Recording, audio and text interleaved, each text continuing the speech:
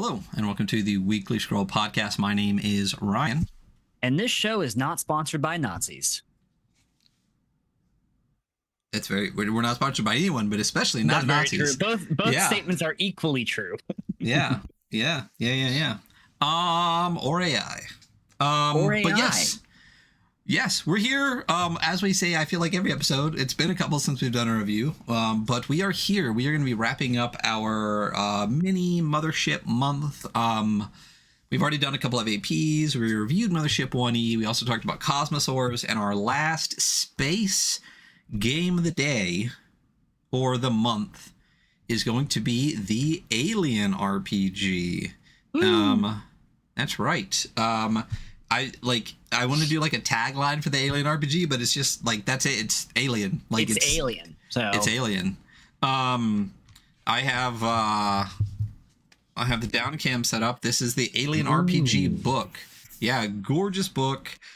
Interesting game we're gonna go over. It is from Free League, which is a Swedish publisher. They're the people that do Merkborg and like every other fucking IP under the sun. I used to be super into Free League. I still enjoy them. I still enjoy their stuff, but I'm really, really over a lot of the IP content. I would say, is the IP farm getting to you? bro. And I have a lot of them, but like after Blade Runner, I was like, no, please, I'm fucking done. Like that's exactly what I was like. I didn't back Blade Runner. I was like, I'm not doing any more, IPs. I just can't. But Alien was one of their earlier ones, actually. Yeah. Gorgeous cover. It shows a spaceman with a xenomorph behind it. Love the tail like circling it. It's got which one's which? This is the xenomorph. That's the spaceman. And then I do love the pile of skulls it's standing on, which isn't it kind of looks like rocks, but when you look close at skulls. It's a gorgeous book. It's a thick boy. This is a thick little book here. We're clocking in, I think, right around the same as every other one. It's just roughly 400 pages, 392 pages. Ooh. Yeah, it's a big one. Love it does use. Yeah, well, I mean, we've said this before, and I'll talk about it a little bit more. The starter set book is only about 100 pages, and realistically, you only need about 115 to cover everything. Everything else in the book is lore, which is cool to a point, and we'll go over that a little bit more. But this is the Alien RPG. It came out, I believe, in 2019. It was in the 2020 Innies, though, like for the award season or whatever. So, and in the 2020 Innies, it won the Gold Innie for Best Game in 2020, which I think is the only thing that beat Merkborg that year, because I think Merkborg won like 3 Gold Innies, 2 or 3, but it got silver in Best Game, and I believe it was to the Alien RPG that got gold. The Alien RPG Building Better Worlds supplement in 2024 also won a Gold Innie for Best Supplement and a silver one for Best Cartography. So award-winning game for Free League. It does use the Year Zero engine, which is Free League's like in-house engine, which they do every game with. When we did Coriolis, The Great Dark, over on the AP side of the channel, I forgot y'all played that. Engine.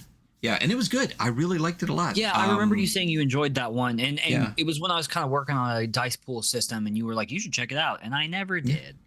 Yeah, well, now we did. Now we're going to look at Year Zero. We have, so. And this is one of the earlier games, like I said, that did it. This was not one that went out on Kickstarter. I kept trying to find the Kickstarter and then realized it wasn't Kickstarted. It just existed. So the game itself, the book is gorgeous. Like I said, it's 400 pages, a big fat chunk of its lore. Obviously, we're going to go over that more in just a second.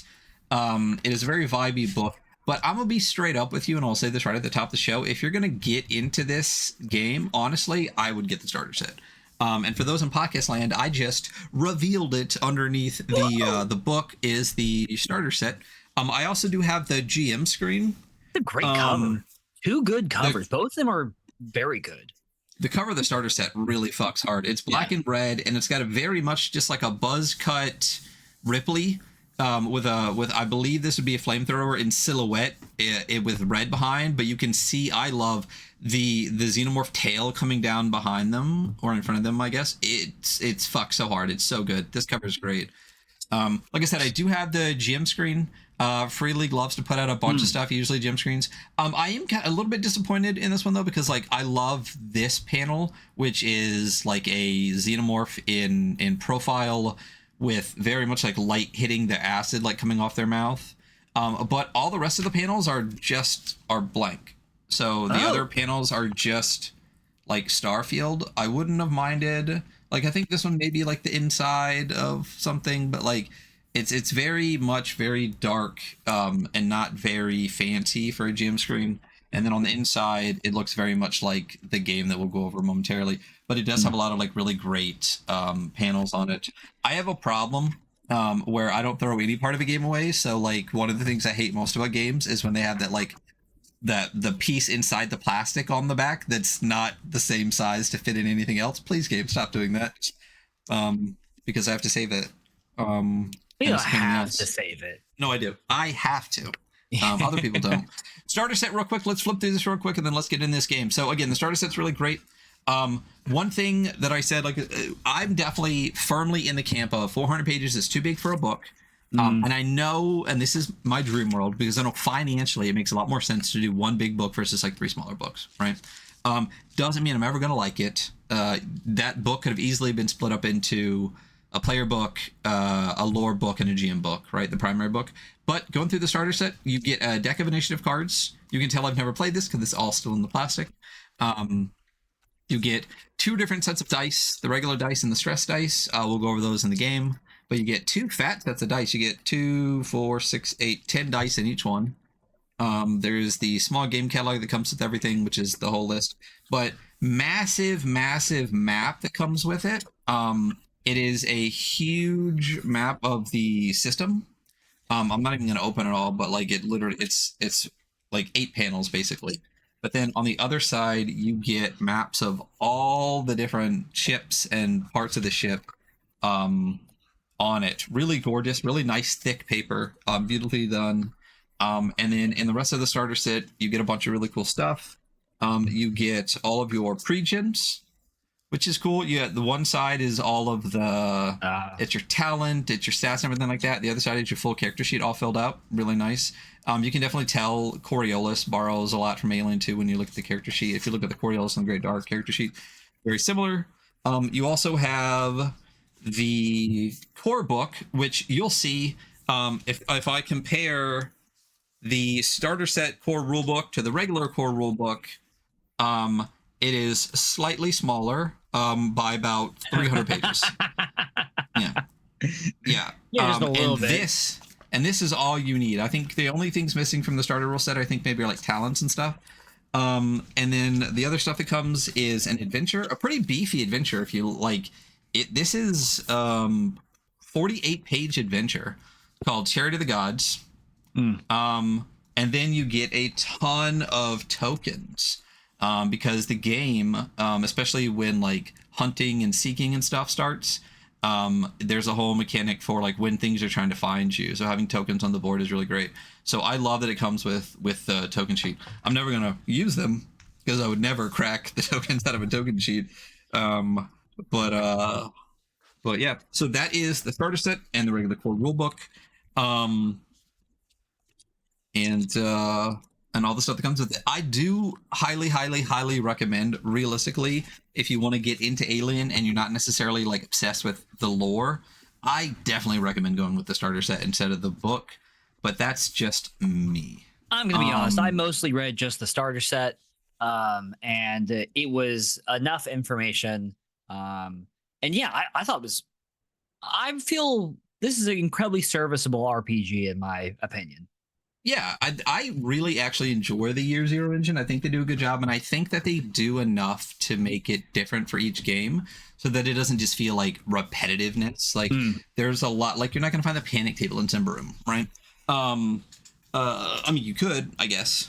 But why? But yeah, but why would you? They do a good job of that, though. So I believe, okay, I'll save this for later. Remind me that oh no, I'll just move this over here. I have the prices and stuff already set up. Oh, cool. I was just pulling them up as well, actually. Nah. So, let me rearrange my desk a little bit. What is the Swedish currency called? It's KR. What is it? Kroners. Kroner. It's KRONER. I'm almost positive, and I say Kroner. But for any Swedes out there, feel free to tell me that I'm a fucking idiot. And then I'm saying it wrong. You are more than welcome to. And we'll And continue to say it wrong by accident. yeah, I've said At least the end of Kroner, the like I'm sure, but I mean, it's probably Kroner in the same way that like Merkborg is definitely not Merkborg. You know what I mean? Yeah. It's like more Borgia or something like that. But anyway, so the Alien RPG. Initial thoughts, real quick. What do you think about the Alien RPG? I think this is fine. Yeah. I don't hate this at all, nor do I feel incredibly like positively. I don't feel bad about it. You know, I don't feel. I'm not like really in love with this. I'm not dying to play it, but this is a good RPG that is definitely good for someone Yeah. Like if someone else. was like, "Yo, I'm setting this up and you're free," you'd be down to play. Yeah, I definitely do that. Absolutely. But I'm not taking this to my table to run it. Gotcha. Cool. Yeah, I mean, so I love Alien the movie. It is one of my favorite movie. I also love Aliens the movie. It is one of my favorite movies. And one thing that obviously is going to happen today is we're going to compare this to Mothership, right? Like that's an inevitability because if you're an Alien fan and you want to play an RPG, these are the two that you're going to do. You're either going to do the Alien RPG, which is the official IP, right? Or you're going to do Mothership, which very much is like the other quote unquote space horror game kind of in the genre. Space so we are going to, you know, and they are very similar, at least in some aspects. Like they both have stress and panic. They both have panic tables. I think that's where a lot of the comparison is going to come up. They both have androids, you know. Yeah, they both have Marines, whether they should or not. So that's gonna happen. But getting into it right off the bat, again, the cover absolutely slaps. I will say, Free League, one thing that they do incredibly well is the art. The art in every single book they do is stunning. Whichever artist, I'm pretty sure it's frequently the same person. Their art is absolutely stunning. This like digital artwork where they have this kind of like, I don't know, like splatter over a lot of it. It is so good. Lead artist on this one was Martin Grip. Yes, so the yeah, graphic designer is Christian Granith. Bro, don't even pretend that we Something know like how to say these people's names. Yeah. Yeah, Christian Granith. Yeah. But Martin Grip's art is insane. Like in everything that they do, it is incredible. Scrolling right through the cover, which we talked about already, you have the stars of the Middle Havens. Let me go to a quick 2-page view on this so you can at least see that. Cool map, you know? Yeah, it's gorgeous. It's gorgeous. And again, you get in the starter set, you get the entire, huge map that's literally like, I don't know, it's like 4 feet wide. Like it's really, really big. Ooh, that's going up on the wall. Yeah, but then all your maps you need for the adventure on the other side. But yes, that would definitely be a wall map faux show. Oh, this one's gonna piss me off. The cover is wider than the rest of the game. Is it?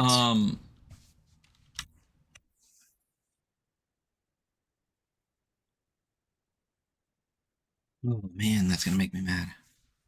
But it doesn't matter. Who cares? I'll just shrink this down. Hey, question. I won't. Do you have bookmarks in your copy? Let me see. Yes. Oh, what is wrong with the one I have open? Do you have the starter set one? No, I'm looking at the core, but there's like 3 versions. Oh. Hold on. I might have opened up the wrong one. Let's see. Yeah. So looking at the core. So real quick, before we do too much, like I said, there's the core book, and then there is the starter set book. So if we go down to you figure that out. So if we go down to the index real quick, you'll see the differences between the core book has 1, 2, 3. They're all numbered 4, 5, 6, 7, 8, 9, 10, 11, 12. Has 13 chapters in it. And then the starter set rule book, which again, as I said, I highly recommend going to the starter set. It only has 5 chapters in it. So a huge chunk of the game, I would say obviously more than half the book is lore. And I do think that the only things that the starter set doesn't have in the core part that the other one has, that the core book itself has, is the talents. And I don't think Yeah, I think it's just the talents and maybe some parts of gear. I believe you're correct. Yeah. So, but other than that, they're basically the same book. They're pretty much photocopies of the same book. So going through real quick, we have Space is Hell, which is a chapter kind of just like what is this game kind of thing. There's chapter 2, which is your character, chapter 3, which is skills, which is more character stuff, chapter 4, which is talents, which is more character stuff, combat and panic, which is obviously the core of the game, the gear. 7 is a hard life amongst the stars. So starting at 7 is when it starts to get into lore. Starting at 8, it literally switches from player section to like game mother section in the book. So from chapter 8 to 13 is pretty much all GM stuff, which starts on page 206. You have your job as the game mother, government as corporations, systems and planets, alien species, campaign play, and then the adventure Hope's Last Day that takes you all the way out close to 400 pages. This spread right here that is in here too also is incredible. The Space is Hell, I can't lie to you about your chances, but you have my sympathies. It's a gorgeous spread. It's basically a 2-page spread of the cover of the book, and yeah, it's absolutely stunning. Going back to 2-page. So there is, getting into this right in the beginning, through the first kind of intro chapter, there is this running narrative in the background of the game of the USCSS Miranda with Captain Charlize recording this like story that's happening. I thought it was cool lore bits. I'm not a fan. I'm kind of like, why is the core of the beginning of this game literally just like domestic abuse and alcoholism? Yeah, like, I don't. That's a. I mean, maybe I don't know. It's a little edgelordy, a little edgy, I guess. I don't mind the drinking, and this is a weird thing to say. Like, I don't mind the drink. That feels very kind of like Alien, of just like, this world sucks. I'm gonna like do drugs and alcohol, right? Yeah. But like the fact that like it starts about this like couple that they notice like argues a lot, like one of them like beats the other one up, and like the guy just like runs off so he doesn't like beat her back, and then like basically the story is like they keep trying to find him, and then when they eventually find him, he's fucking dead, and then the story continues to devolve into like they're all dying, they realize it's an alien, and then none of them fucking make it out. And it's cool the whole way through, but I'm like, why does it start with literally just like you could have done anything? Why domestic abuse? I was drinking while reading this, and so like several of those passages I missed, so I definitely actually missed that one. And so I only read everything else afterwards and a little bit before. I mean, maybe I did read that and I just don't remember it. Here's a specific blah blah blah blah blah. Note to self: no more husband and wife teams on my crew. Nat and Reed are fighting again. We'll come back to it, but I'm gonna scroll. I did absolutely read this. Of course, we've got problems. Yeah, of course we've got problems already. This time of the domestic kind. Reed came aboard drunk again, and Nat punched him in the face. May have even broken his nose. I stepped in before it escalated. Like, I'm just like, okay. And when you continue the story, Reed like ran off, and then Nat thrashed the gallery and locked herself in her corner. So it's like it literally starts as this husband and wife. One comes in drunk, gets beaten up for it, and then the other one like demolishes the like their crew quarters. And it's just like there's a million ways that you could have like shit sucks and it's fucked up. I don't necessarily think that like literally starting it out with domestic abuse was like is like probably not necessary, but the other stuff in this section really great. I do like the lore on the world. I was really interested in the it might be the next page, which is Territories of the Frontier. Yeah, where it talks about like the different empires that kind of run like Earth and space, and I was like, cool context, you know? Yeah. Well, let's get to that. Start from the beginning. We'll get to that real quick, and then you can tell me. But so I will say, so layout wise, the majority of the book is laid out as this like black starry background, and then there are these like, what do you call this? Like a card? Would you call this like a digital kind of card? Like little blurbs, little boxes, cards. Yeah. So every kind of like section throughout the book is like boxed in by these like cards with like kind of like spacey stuff, you know, like little things. I will say layout wise, it looks interesting, but there's parts later in the book where the stick-to-itiveness of making every section different with his cards inhibits the layout where things are on the like weird pages because it doesn't fit because they stick to this card format. I think I noticed a couple sections like that you were that you're talking about right now. I will say that I did really appreciate that there's so much in this game and it is so long, but none of the pages are so cramped that reading them is annoying. Like it all feels like there's enough room for you to not have to like put on your reading glasses and get really fucking close to decipher it. I agree. And I do like that every kind of like, it's not every paragraph, but kind of every section is on its own little separate like card. But again, there are times where there's too much on a card because there's like space above and below. There's a lot of margin in these quote unquote cards. There's definitely several times of that. Where you're like, this actually I know goes up there, but it didn't fit, so you switched it with that one up there. Like at one point we get to something, and I'll talk about it when we get there. It's you see something like 4 pages before you get to the rules, and I literally stopped and like looked multiple pages front and back to be like, where is this thing? And then I eventually found out. So anyway, space is vast, dark, and not your friend. Space isn't as empty as you think either. The frontier's expanding. Long story short, this is the Alien role-playing game, right? What's the story, mother? I do like, as we go through, there are a lot of quotes. There's a quote from Revelations here, and behold, a great dragon, etc., etc. So, the titular alien and all of its iterations is the stuff of Nightmare, from Neomorph to Xenomorph. There's a cool section here. Again, this is the intro to the game, intro to the world. This is the Alien RPG page. And then you get to the frontier life. It says, there is nothing in the desert and no man needs nothing. David Prometheus. So this gives context to kind of like where the game mostly takes place. And it is on the frontier. It is not on Earth or like any specific, mining Did you say colony. David B. Prometheus? I said David Prometheus. Oh. No, it says David 8 from Prometheus. Yeah, David 8. I thought you said David B. Prometheus. Like it's David like one B. name. Prometheus. Yeah. Didn't you know the movie was named after that one android? The titular character of the movie Prometheus. Right. David Prometheus. Anyway, so the frontier begins on the leading edge of the outer veil, crosses through the outer rim of the known territories, and stretches on into deep space. Located between the core systems and the outer rim, the outer veil is a vast region, and that's where a lot of that stuff happens. The outer rim, beyond the outer veil. There's some context here about colonization and colonial navy and all that kind of stuff.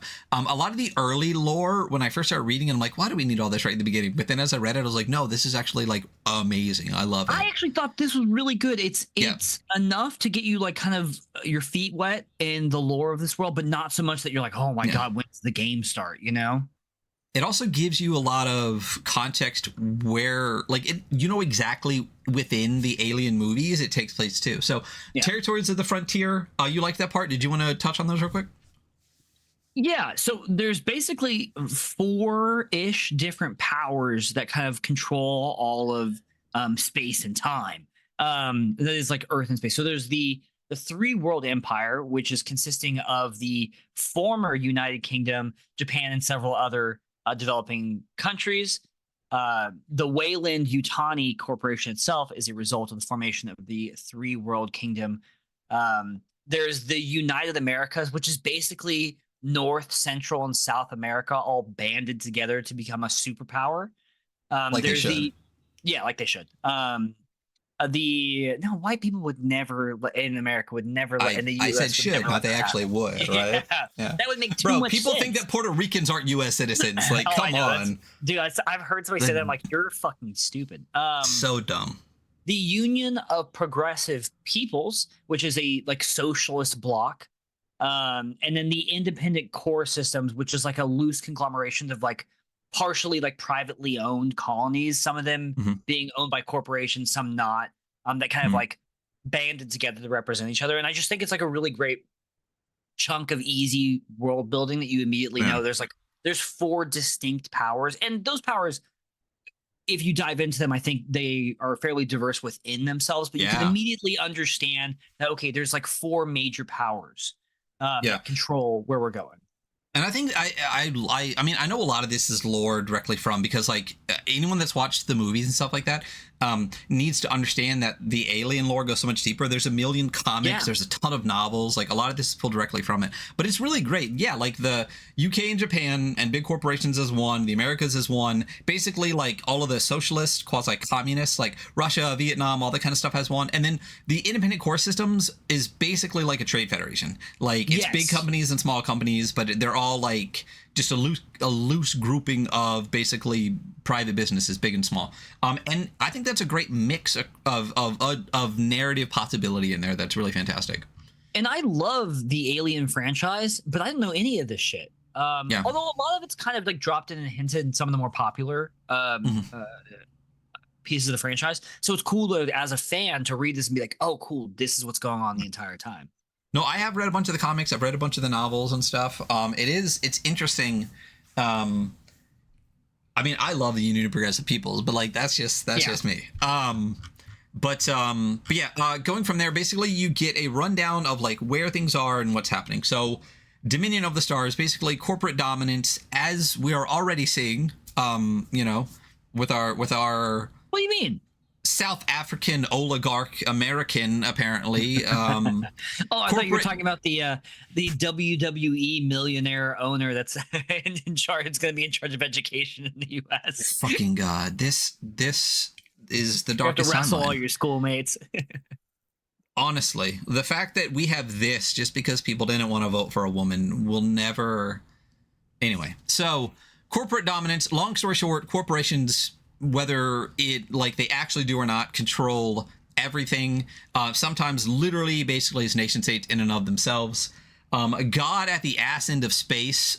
So one thing I do like about this is this book does not try to be super filtered, right? Like one thing about 5e is it's very extraordinarily like cutting in its language to be extraordinarily precise and and has no personality, right? A lot of books are like that. This book doesn't. Like there's cursing in this book. There's definitely times where it's like, Yes. don't do that, that's fucking stupid. It doesn't say fucking, but like, don't do that, that's dumb. And I do like that. I do like that this book has a little bit of a voice, and I do really like that about Free League. Is like I said, I'm kind of over the IP stuff, but everything I've read from Free League, which is like, I mean, Which is a lot. The entire shelf is, I have everything Simbarum ever did, everything Forbidden Lands ever did, Vason, everything are like, I mean, I have a lot of Free League. I do enjoy their stuff. It's really, really, really good overall. And always very well done. Yeah, but anyway, I think I go back and forth on the IP thing because I'm like the license IP thing because I am kind of sick of it. But also, if it's well done, I'm a little less sick of it. You know what I mean? yeah. I mean, I also wish that the Lord of the Rings RPG wasn't 5e, but you know, what do I know? There is one that isn't it? Isn't One Ring like, is it all 5e? Ooh, you're right. One Ring is not, but the one that Free League has, which is the Well, Lord no, of the so Rings. they do, Free League is One Ring too, isn't it? Is it? Let's look. I'm pretty sure, because what It Free is, League you're what so Free League correct. has, I know, but what Free League has been doing is putting out their own stuff and then started doing 5e version. So there's Simbarum, and then there's Ruins of Simbarum, which is a 5e version. So I think You're right, One Ring is their setting, and then there's a Lord of the Rings RPG, whatever, that's like a 5e version of like the One Ring setting or whatever. You are correct. Yeah, which is another thing that I'm not a fan. Like, I mean, I know 5e is where the money is. I fucking know that, right? But I was much happier with Simbarum when Ruins of Simbarum didn't exist, even though I have it still in plastic in super limited edition, maybe eBay one day. Anyway, God at the ass end of space. Basically, it says that a lot of people fall to religions / cults, because realistically they're the same thing. But out in the middle of nowhere, a lot of people get religious. This is rumor control. Stories spread faster than light. A lot of what's going on in the world, in the universe, is dictated through media, propaganda, things like that. And a lot of people, use that for what they need. Here are the facts. The year is 2183, a little more than 3 years since the destruction of the Hadley's Hope colony on LV-426, the disappearance of the USS Sulaco, and the closing of the prison and lead works on Fiorina 161. So for those that don't know, that is Alien, On LV-426, that is Aliens on the USS Sulaco, and that is Alien 3 on Fiorina 161, which I believe sets this between Alien 3 and Alien Resurrection, if I remember correctly. I saw Alien 3 one time. Alien 3 is... story-wise, I really enjoy it a lot. It's the CGI in it is so terrible. It really did the movie itself a disservice. Where they're swimming, right? The aliens are swimming in CGI. Is that one? At one point, the aliens are like under the amount of water, and they're... Oh, probably. Yes, it's like a prison colony on like an island. Yes. Yeah. And, dude, and maybe a bad take. I loved Alien Resurrection. I thought it was very weird to be like, we got her DNA from lava, but I really enjoyed Alien Resurrection. Winona Ryder. I mean, come on. So, your crew is expendable. The only publicly made exposition of these events deals only with the aftermath of Fiorina 161. There's a book that came out, and apparently that book spread like wildfire across the frontier.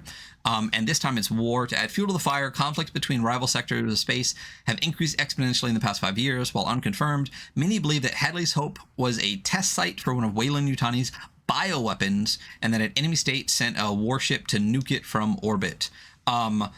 So they think what happened with the Sulaco and Aliens, because Alien takes place like 50 years before Aliens, because she's in like stasis longer than any human being. She's in stasis for like 52 years or something like that. Yeah, her daughter is like super old when she gets out, right? Yeah, she's dead. Yeah. Yeah, that's right. She's dead. Yeah. Yeah. So this is what happens after Aliens and Alien 3.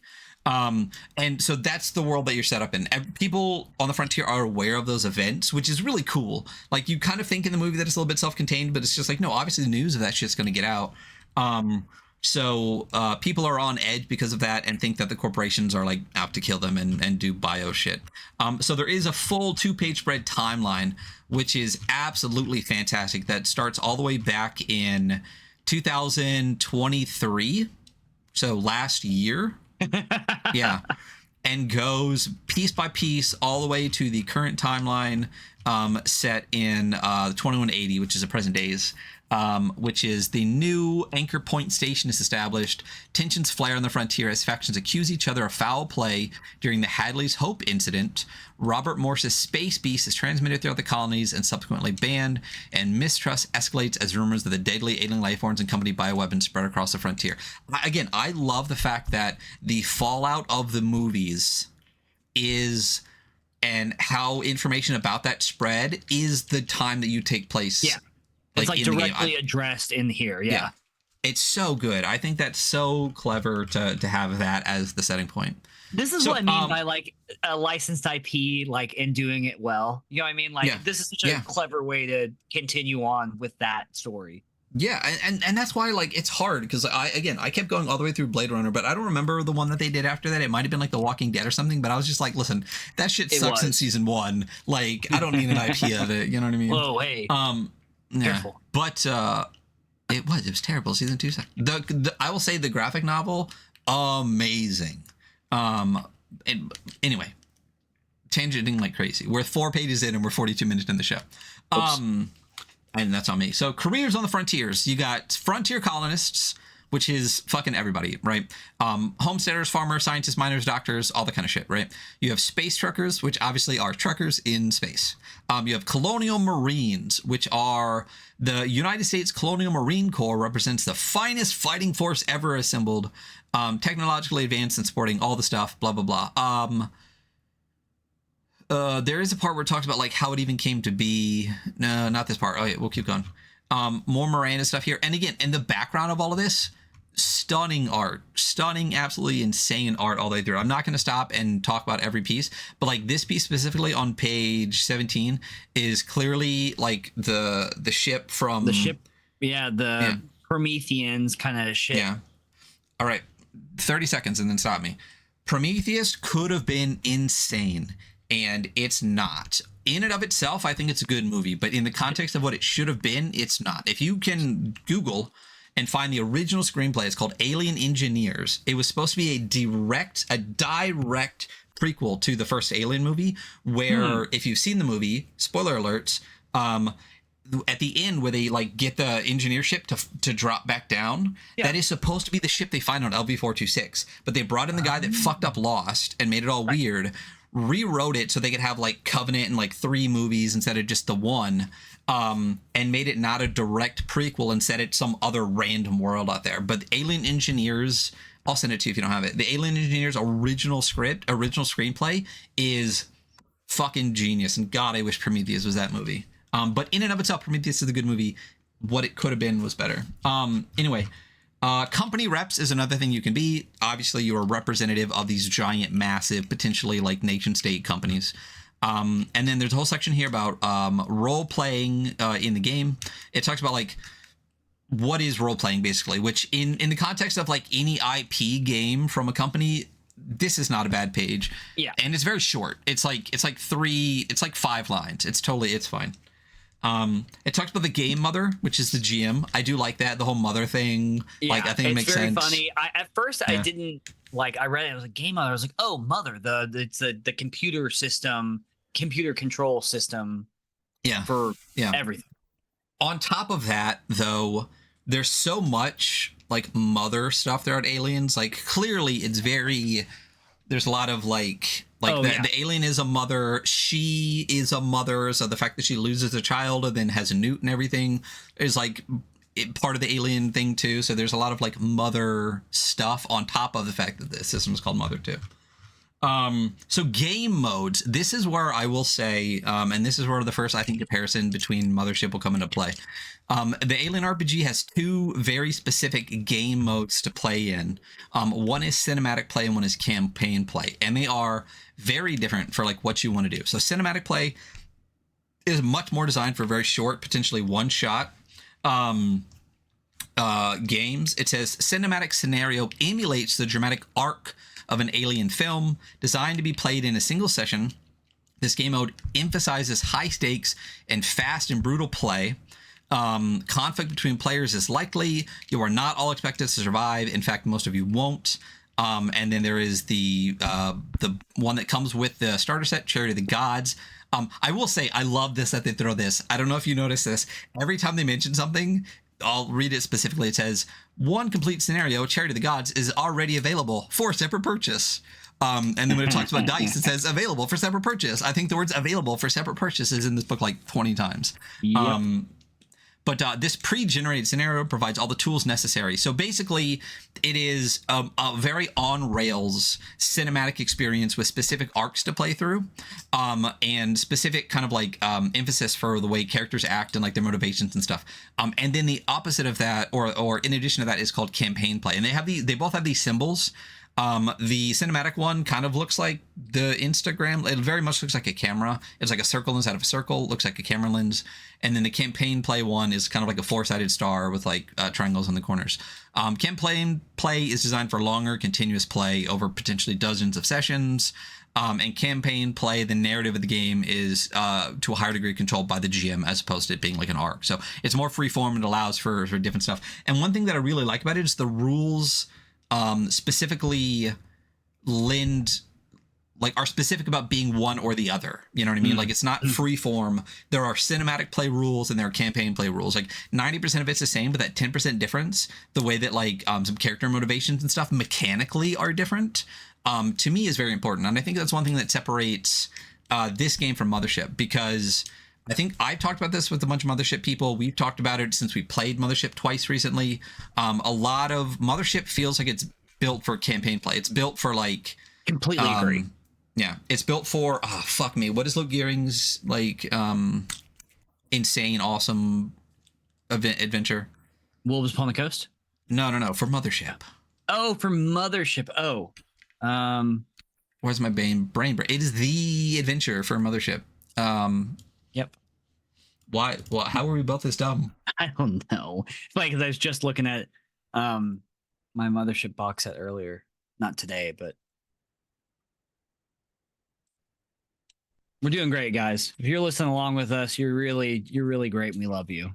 My brain completely broke. Oh.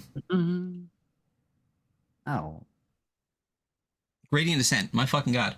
Radiant Descent. That's what we're. Yeah. It's a longer thing. So like in that game, like we've talked about this too, where the stress in one shots is very rare. Like, and the difference between like our first one shot and our second one shot is in our first one shot with Josh.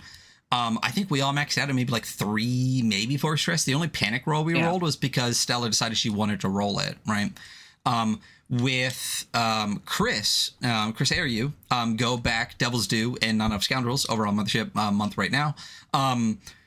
They started the game where if you failed this roll right off the bat, no, you literally rolled a D5, and because of the situation you were in, that's how much stress you got. So I started the game with 5 stress. Just because we started in a stressful situation, which made a huge difference, because if we did get to 3 or 4 stress, we were rolling for like under 8 on panics, which is much different than rolling under like 3 or 4. But in order to make stress matter at all in the one shot, you pretty much have to start with like 5 stress, which is, again, it's not really built for one shots, which realistically, I think a lot of people play one shots. A lot of people, you can only get people together to play 1 or 2 games, right?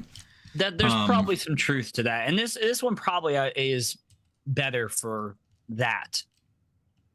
Yeah, well, and like I said, I like that mechanically there are specific deviations. It's fine. It's all fine and dandy to give explanation for your game, but if you don't reinforce it with mechanical aspects of the game, like a lot of people are just going to glaze over it. Because I mean, look at how many people don't know what the fuck the OSR is. Just no matter how many times it can be explained, because they glaze over the parts they don't want to listen about. Anyway, so key themes, and this is another part that I think is a very important page that I wish Mothership had. I know the Warden's Guide is fantastic, but the key themes in this there are 3 really important key themes: are space horror, sci-fi action, and sense of wonder are the 3 keys. And I do love that it specifically calls out both space horror and sci-fi action as 2 separate themes versus, and again, if you haven't listened to our Mothership review, I highly recommend going and listen to that, just because, but also so you understand the concept of kind of what we're talking. I specifically said that I don't think Mothership is a horror RPG. I think it's a sci-fi action or sci-fi adventure framework more than anything. And I think the same of this. I don't think this is really a horror game either, but I think that it's more able to specify being that because of the specificity in calling out the themes, and because of the 2 different styles of play mechanically backed up. Anyway, Cruiser says tools of the game, character sheets, dice.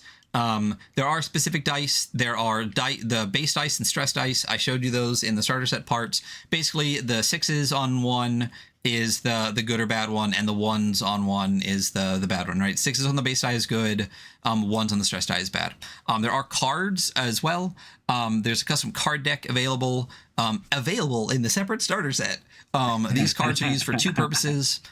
Drawing initiative. So if you don't know the way a lot of year 0 stuff works, is you draw cards, and the cards give you the order for your like initiative and combat and stuff like that. And if you decide to switch with like, if your initiative changes, you just swap cards with somebody and you just go in the order of the cards, which is fine. It's a fine way of doing it. Yeah, agreed. I have no strong feelings about it one way. I mean, I don't have the cards, so yeah. I mean, it works the same. Like, you would just, if there's 5 of you, you just draw from a deck. And it even specifically talks about if you don't have the regular one, when we get to chapter 5, it does talk about like, this is how to do it with just a regular fucking deck of cards. There are no inline hyperlinks in the PDF in this. I know there are bookmarks, but I don't even think the index is hyperlinked. I know that's like our thing and we jumped over it, but I don't think there's any hyperlinks in the document at all outside of the bookmarks. You are what is a correct role-playing about game? the index. Dope. What is a role-playing game? You listen. This ain't your first time watching the show, and if it is, I'm sorry. But we're not going over that. Gorgeous piece here, which realistically, I'm gonna be straight up, is just the mirror of the Mothership cover, but in Grip's art. Is this not the Mothership dude, but like his guts are inside him? Wait a minute. Yeah, I guess kind of. I mean, like, I think if you put any, no, like straight up here. Let's okay. Boop, boop, boop. Yeah, but that's boop. Anyone in like a spacesuit with a little headlamp on it, and boop, boop. I'm just saying. I'm not saying that that's what it's supposed to be. I'm just saying, like, it's interesting that it's very much a nice mirror image. Gorgeous piece of art. Anyway, so your character This is what I was talking about with specifically the differences between cinematic play and campaign play. So your player character is your most important character asset.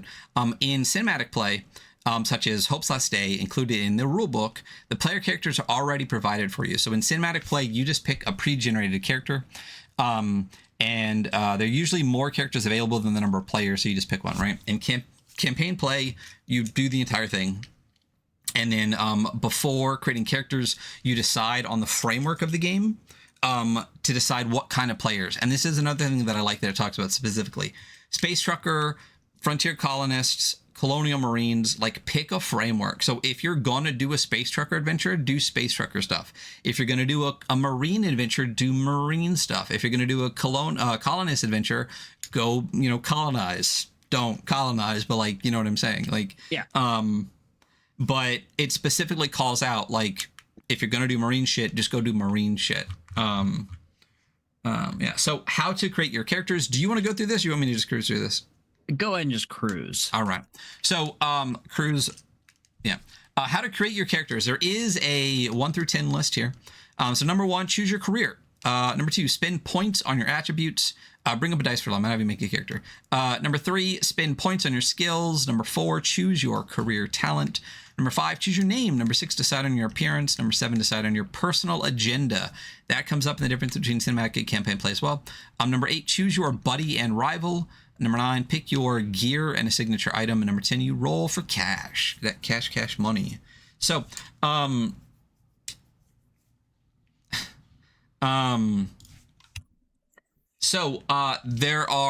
they run through the core concepts in this section and then go through each of those things that you don't hit going through. So there's a little bit of redundancy here, but I don't mind it, again, especially for a book that might be people's first role-playing game, as any IP could be.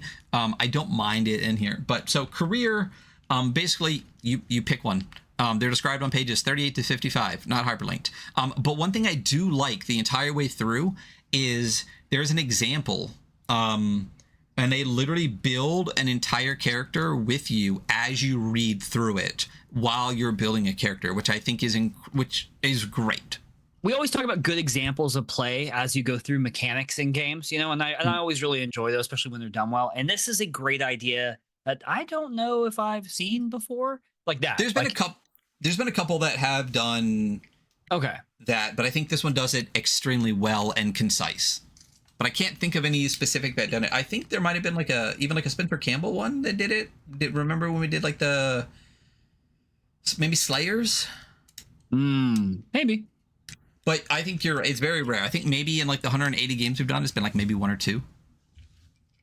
That's a lot of games. Holy shit. I've read so many tabletop games. Crazy. So attributes. Your character has 4 attributes. They are strength, agility, wits, and empathy, none of which are combat. And they scale, each is rated from 1 to 5. Your attributes are used when you roll dice to perform actions and also to determine how much damage you can withstand before becoming broken. Read about that in chapter 5. Your starting attributes. So when you create your player character for campaign play, you distribute a total of 14 points across your attributes, and with no less than 2, and then no more than 4 to any attribute. But androids are different. Synthetic characters get +3 bonus to 2 they get differences, and we'll go over that. But there's also androids are whole different fucking life forms in this, and I do really like that. I like it a lot. Skills. So skills are the knowledge and abilities you have. They are important as they determine, along with your attributes, how effectively you can perform actions. There are 12 skills in the game, and they are described in detail in chapter 3. We'll get to them. And they also go from 0 to 5. And again, throughout this, there's more examples. So as a roughneck, and that's key attribute is strength. We give her strength 5, agility 3, and it's wits 2, empathy 4. And then example as a roughneck, and that's key skills are heavy machinery, stamina, and close combat. We give her skills and blah, blah, blah, blah, blah. So like it literally, example by example, section by section, builds a character out for you, which is really great. It does talk about no skill level, so you can always roll for skill even if you don't have any.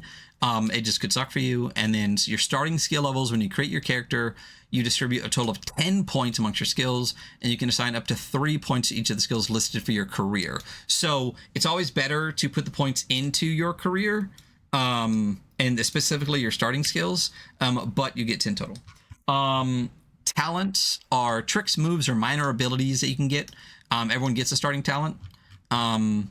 And then there's a whole section here on playing an android and why it's different. It says, rules-wise, androids work a little differently than humans. Androids get +3 bonus to 2 attributes of their choice after the 14 attribute points have been assigned. So you literally get like +3. You get 6 extra points for being an android. Yeah. But you can't push skill rolls. We'll get to that. You don't suffer stress, and thus don't have a stress level. And then you don't get a signature item. You never make panic rolls. But androids suffer damage differently as well, and that's later. I like that androids, like, because... No, go ahead. Say what you're gonna say. Oh, in Alien, the first time you realize dude's an android, you're just like, what the fuck? And then, like, especially in, like, Aliens, they're literally, I mean, they're not human. I was gonna say they're a whole different breed. They obviously are. But, like, this game makes it, they really feel really different. I do enjoy this. Like, I love, again, I'm going to compare it to Mothership. Like, I love androids in Mothership, and they do get some bonuses, but they pretty much work like people, you know? They almost can't panic because of how high their panic score gets, but they still could. And I like that this takes a whole different approach on it. I agree. Yeah. I Android feels different in the same way that Marine feels different from Scientist. You know what I mean? Yeah. Like, it doesn't... In this game, everyone is kind of roughly the same, and then it's like, no, here's all these different ways where androids are a whole different fucking thing. So I dig that. There's stress and health. Everyone gets a stress level. We'll get to that. And then you also have health. Health points are equal to your strength score. Talents can modify that. And then suffering damage. When you suffer damage, your health score is reduced. This is explained further in Chapter 4. If it drops to 0, you're broken and you take a critical injury. Your personal stuff, your name, your appearance, all those kind of things. So personal agenda. There is a specific rule here that's different between cinematic and campaign play. Again, I love the mechanical differences that they make the two different ways feel. And this is one of them. So in cinematic agendas, the PC's agendas are predetermined by the scenario. And at the beginning of each of the 3 acts of the scenario, the GM gives each PC a handout with a new agenda for the act. The agendas are hidden. You don't show them to other players, and at the end of each act, the GM evaluates the actions, and if you took specific actions to further your agenda, you're awarded with story points, and then you can use that. So, like, you literally don't even know your character's agenda. The GM hands it to you at the beginning of an act, you act that out, and then when it comes to the next act, you get a whole new agenda to do, which I think is really neat. I love that. I really do think it's like I haven't played this obviously, but from reading it, it does, like, I like mechanically how that works for like a one shot. And also that seems very fun from like a one shot role play perspective, because you're not trying to build this character long term. And so you get to just like act out these scenes like an Alien movie, from almost a script, but not quite a script. Yeah. Yeah. Remind me that I have a point about that, but I'm going to read campaign first. So campaign agendas. In campaign play, you can pick one of the suggested personal agendas, or you can come up with your own. At the end of each game session, you discuss the agendas of all PCs together. If you have taken some concrete action to further that, you gain experience points. So one thing I love about these two things, and real quick tangent on why... I'm not going to say what I was going to say. Yeah, go ahead. Yeah, go for it. Genres are different. And, like, if someone who only listens to jazz gets handed a metal album and goes, man, this is really shitty jazz, I hate it, like, that pisses me the fuck off, because it's like, it's not even the thing that you like. So to just be like, I didn't get the thing that I liked, so I'm just going to talk shit. It's such a weird thing in the TTRPG space that people think that all TTRPGs are like one monolithic thing, and that if one is different than the way that they like to play it, it's wrong, versus not understanding that genres are very different things. Like story games are very different than OSR. So someone who only likes OSR reading a story game and going, oh, but this doesn't have this and this doesn't have that, and why is all this like other stuff, like, it's just like, because it's not the same fucking game. You're allowed to dislike it and say, like, I'm not a fan of that genre, but to bash like specific games because it's not the game that you like to play without understanding that it's just a different genre is so fucking asinine. It drives me insane. I love the difference between cinematic and campaign play here, but I can in my mind see someone being like, cinematic play isn't real immersive gameplay. Like I can, like there shouldn't be like arcs given to me, storytelling, blah blah blah. Like fuck off. Like I think there are a lot of people that want to play something that lends a little bit more towards like Fiasco than fucking OSE. You know what I mean? And that is fine for different experiences. And as someone who, like, frankly, I very much play and kind of lean towards the more like that kind of OSE, OSR space.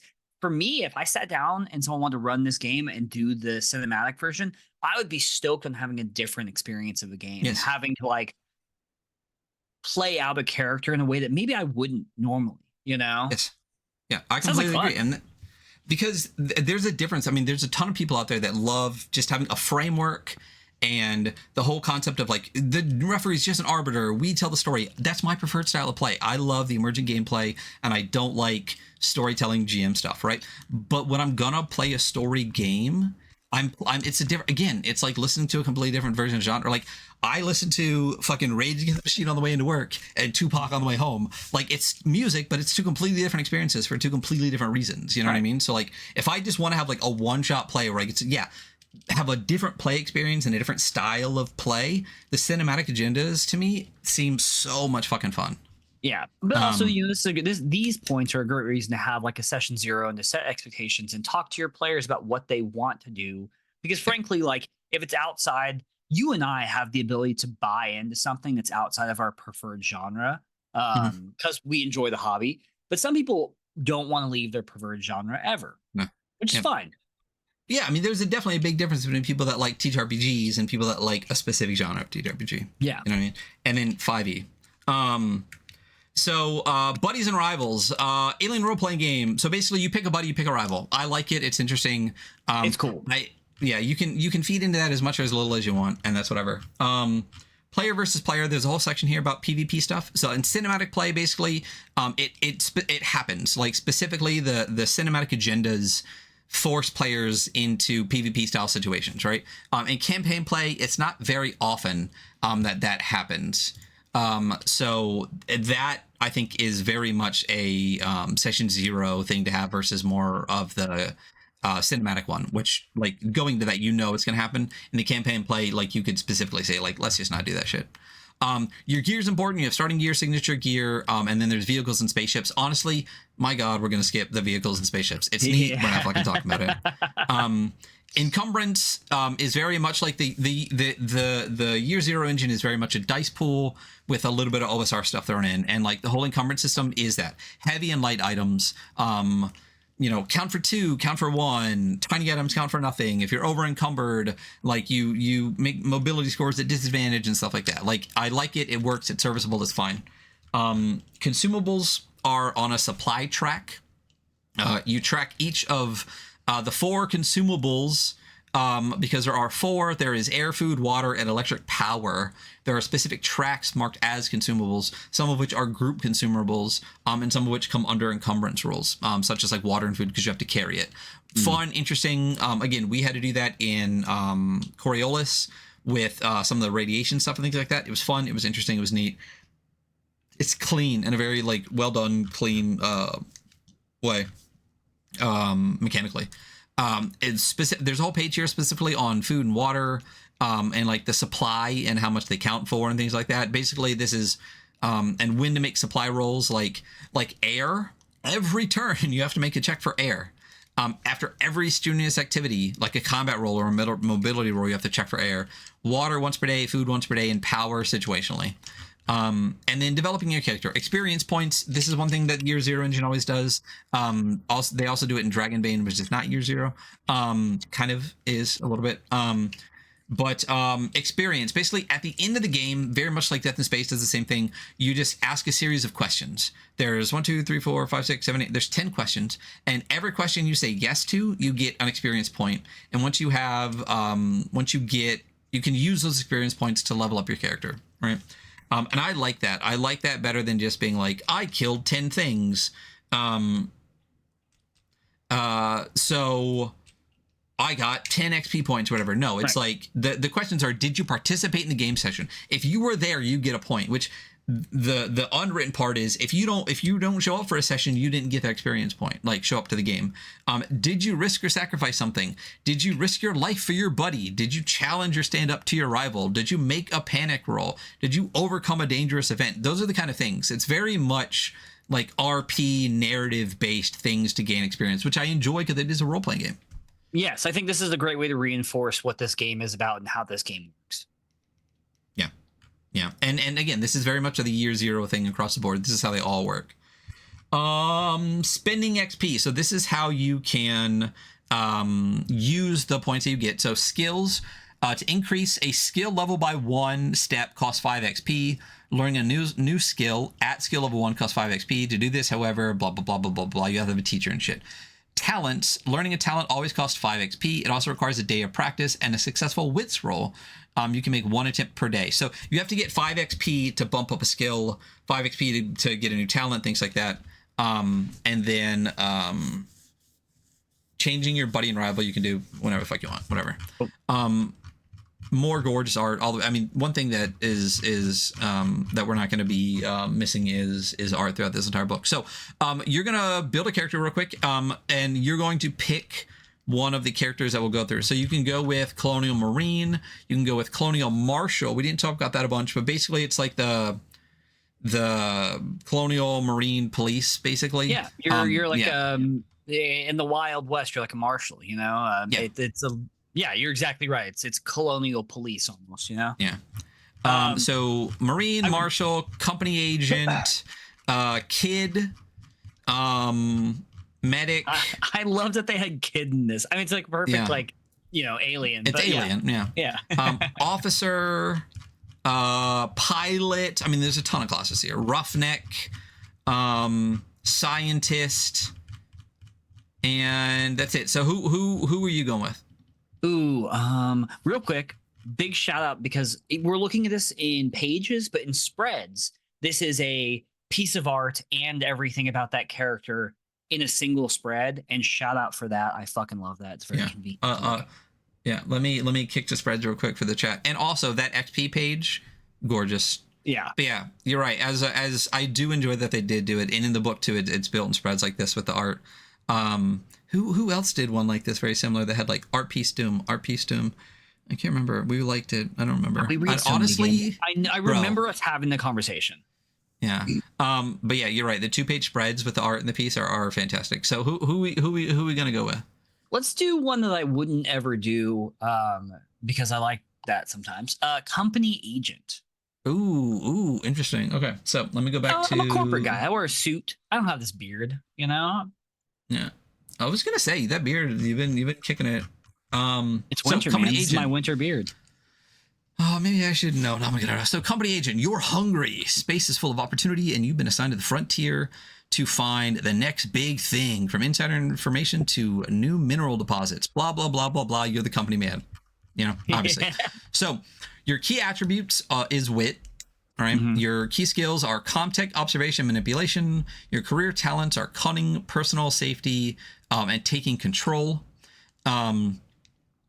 Personal agenda. So you choose one of these 3. So you are greedy for power and never miss an opportunity to get ahead, or the company is holding back information from you, what and why, or you are a nice guy but the company is blackmailing you to do its dirty work, get even. Which of those 3 would yours be? Definitely the second one. The company is holding back information from you, what and why. I love that. Nice. So you're the inside man trying to figure it out.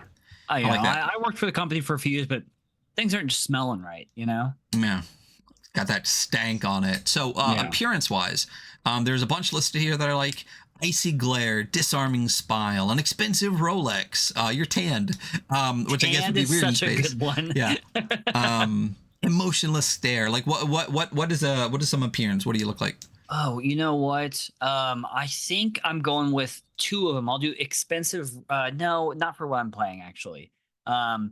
Let's do icy glare and monogrammed silk tie. Dope.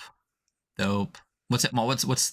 So let's just scroll up and say typical names, or what kind of name would you go with? Oh, let's pick one of the typical names. Okay. And we'll do Mercedes Prince.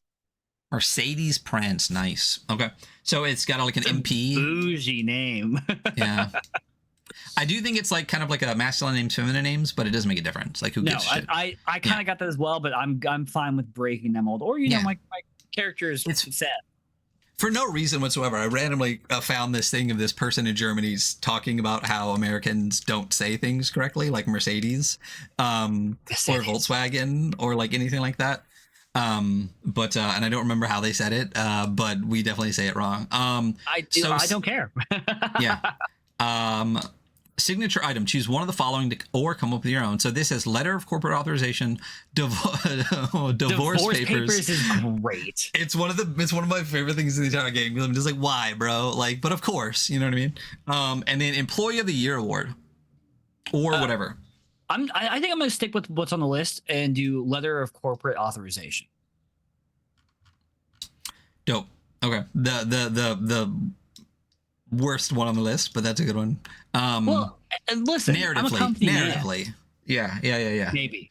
Yeah, but are you? I was gonna say you're sniffing around. I meant maybe as man because I took the feminine name and maybe my character's femme, Yeah. Gear.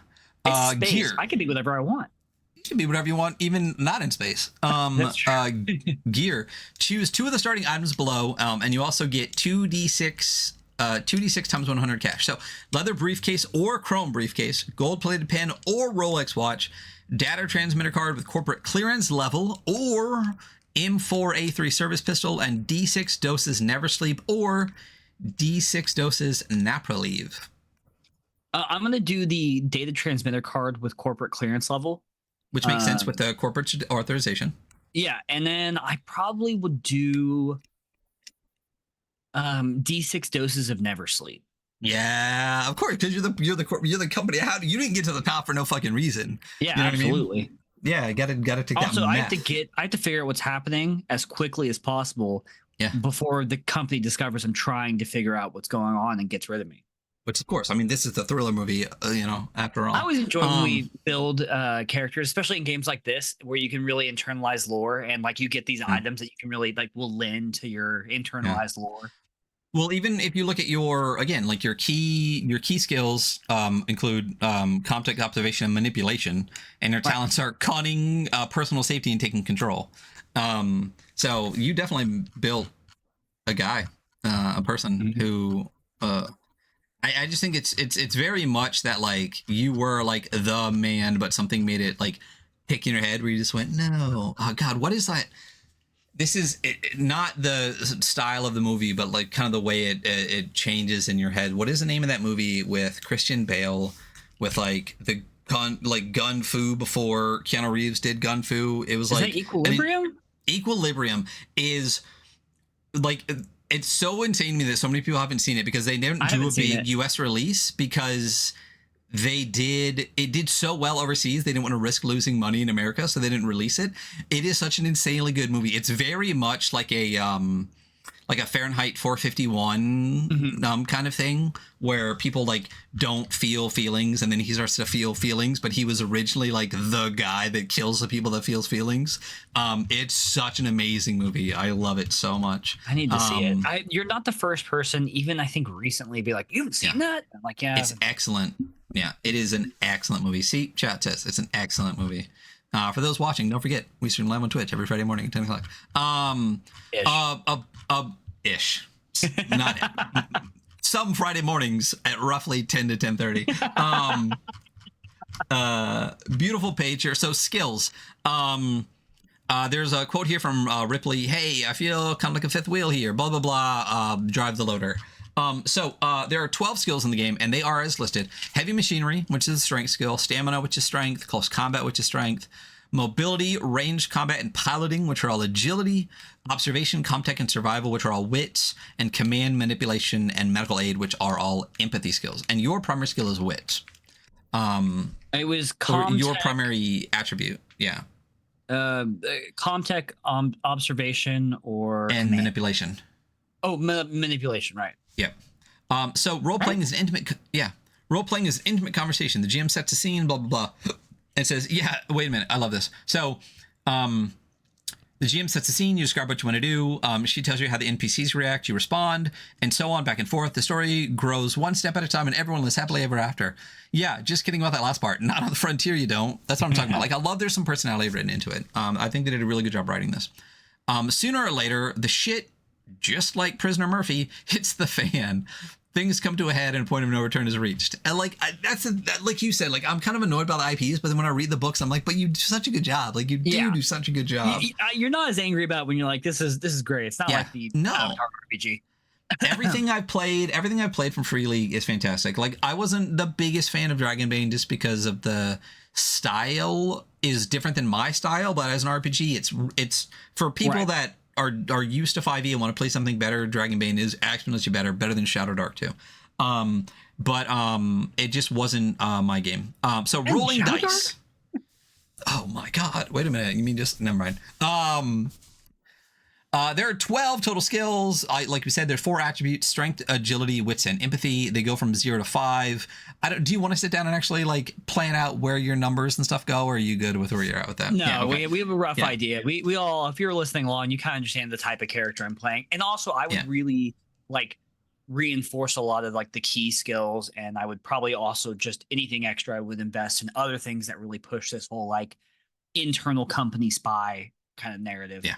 Oh, absolutely. So rolls without skills. So as mentioned in chapter 1, there are 2 types of 6-sided dice. There are the base dice and the stress dice. We'll get to both of those, but normally 6-sided dice are fine. Again, on the base dice, 6s are good. On the stress dice, 1s are bad. I mean, like worse than normal. So rolls without skills. If you don't have the skill required for the action and you want to perform it, you can roll it anyway. Simply roll a number of base dice equal to your attribute as well as any stress dice. Because basically, look at it. So mean success. When you use a skill, first describe what your character does or says. Okay. Every fucking teacher, every player out there, first describe what you want to do or say what you want to say, and then the GM will say if you need to roll dice. I like to make a perception roll. Bro, you walk into a room, there's a box in there. Roll a perception check to see if you see a box. Like, anyway. Okay, so do all of that and then add your skill level to your score in the attribute connected to the skill. Grab that many base dice. If you have stress dice, add these to the dice pool as well, which I love. So basically, let's say that your wits is 4 and your manipulation is, I think that's a wit, so is 3. Yes. Right? You would roll 7 dice. Whatever. Whatever. It doesn't matter. Comtech. Right? So if you have like a wits of 4 and a comtech of 3, you roll 7 d6s. Okay? And if you have any stress, let's say you have 2 stress, you also roll 2 stress dice. So you roll 9 d6s trying to succeed. Right? So you add your stress to your rolls. So it could actually so it said then just roll the dice together. If your action to succeed, you must roll at least 1 6. If not, your action fails. If you roll more than 1 6, you can perform stunts. I will say this. You will be surprised. There's a big difference between dice pool games that go success on 4, 5, 6 and success on only 6. If you go watch our AP of Coriolis the Great Dark, I failed so many times rolling like I think up to like 11 d6s. Fail. Like it's insane. Like mathematically it didn't make sense, but like I failed a lot of 8, 9, 10, 11 d6 rolls because you specifically have to get a 6, which is crazy. When we played my first version of Adepts, my sorcerers in space game, it was pass and only 6 at that point, and I mean they would roll like a ton of dice, and it's insane how much you can miss. And there's a amazing and beautiful table I think on the next page that is a chance of success table. That we'll get to when we get there. But we'll get to it. But it's crazy. Yeah, it's crazy. And like I said, I mean, I think Cosmosaurs is 4, 5, 6, right? A lot of Spencer Kimball stuff is 4, 5, 6. Like the Loon system is 4, 5, 6. A lot of dice pools do like a mixed success 4, 5, 6 kind of thing. Or like 4, 5 is like a partial success and 6 is like a full success. having the only way you succeed only be sixes is fucking crazy. Anyway, so the alien symbol on the stress dice, the 1 is replaced by the alien symbol. If you roll 1 or more, you risk panicking. So basically, as we said, if you have 4 base dice and you and then a skill that of 3, so you have 7, and say you have 2 stress, that's 9. You roll 9d6. You have to get a 6 on any of those 9 dice, including the stress dice, in order to succeed. But if the stress dice come up as a 1, you potentially panic. So stress both helps and potentially makes that suck for you. I like it. I think it's a really interesting dice pool mechanic. Me too. And I love dice pools, and I like talking about the math of them just because I've looked into it now so much. I'm just like, you guys don't understand. Like, you can roll a fucking handful of dice, and that's not nearly enough, you know? Yeah. And then what they do with the extra successes is really good too. Again, Coriolis basically took all of this. Yeah, the stunts are so good. So we'll get other very good. So gear, gear can give you extra base dice to roll, but not always. So there's a specificity of the gear where sometimes it will give you a base dice or an effect or something like that. And I like that they use gear in a very kind of amorphous way with multiple mechanics, one of which could just be more dice, right? The art of failure. If you don't roll any 6s, something goes wrong. For some reason, you fail to achieve your goal. Feel free to elaborate on why. But I do like this part. It says, failure must not stop the story completely. Even when you fail, there must be a way forward, perhaps at the cost of time, risk, or dollars, but still a way. The GM has the final say on the consequences of failure. The one last chance you have is pushing the roll, which is 1. So we'll get to pushing the roll in a second. So chance of success table. Talk about that.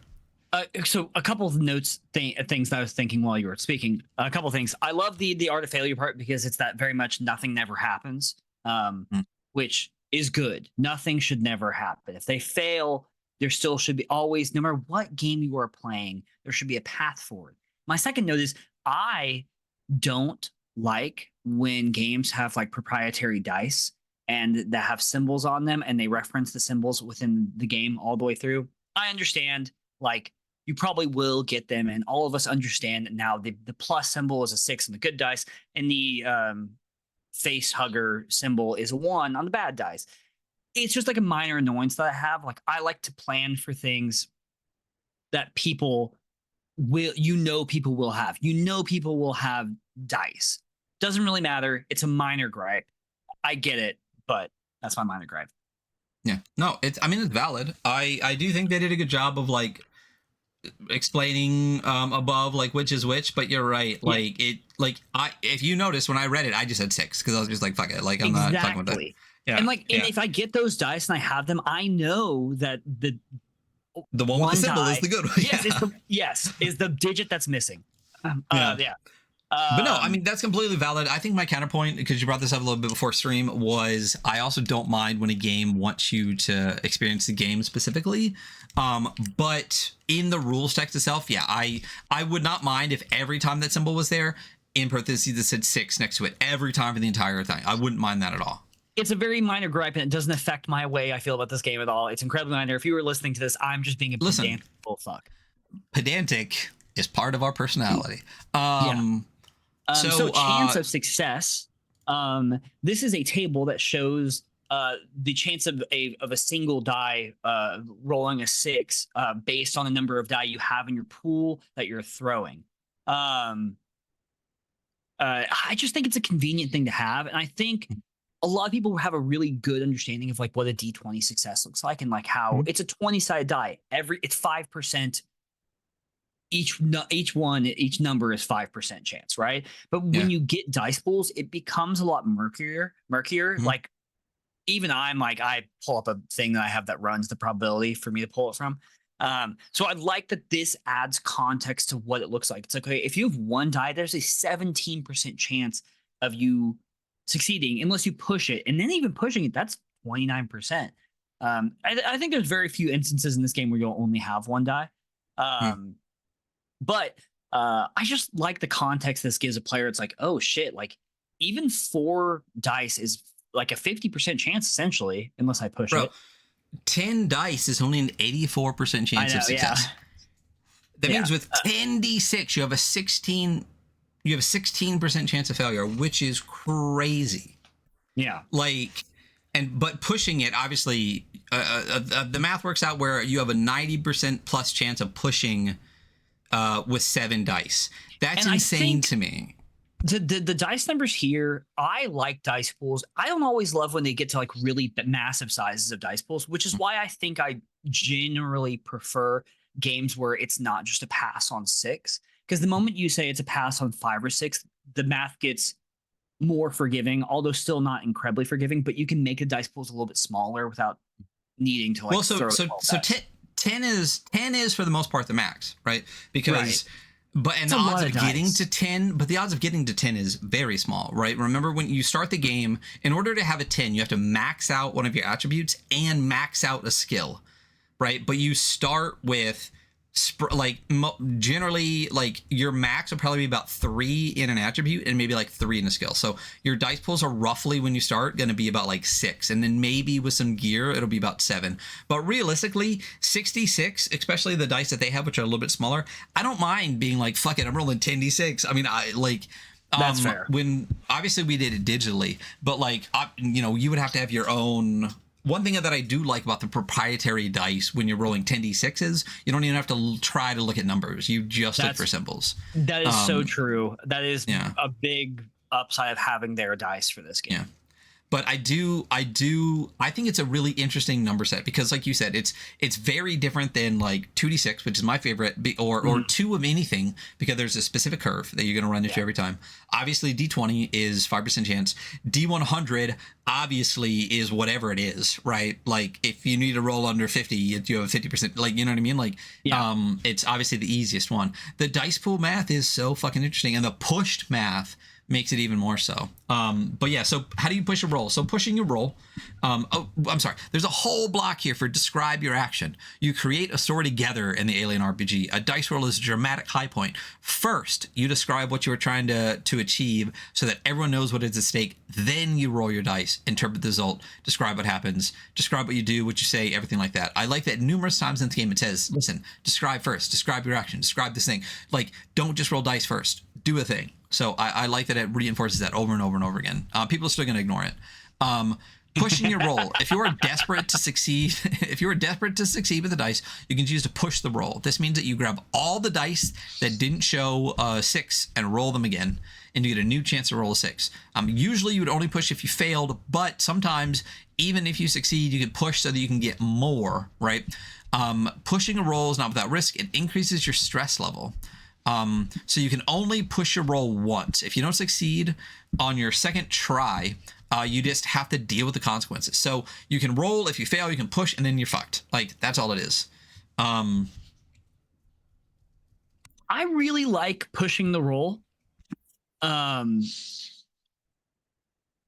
think it's just fun, like you grab all the ones that didn't pass and you get to roll a big group of them again. I don't know. I think action wise in real life, it's just a fun thing to do. Yeah. We're always looking at chat and we're always like typing in chat, but we don't always talk to chat because like we do put this on YouTube and stuff. But someone just asked, isn't this consequences from PBTA?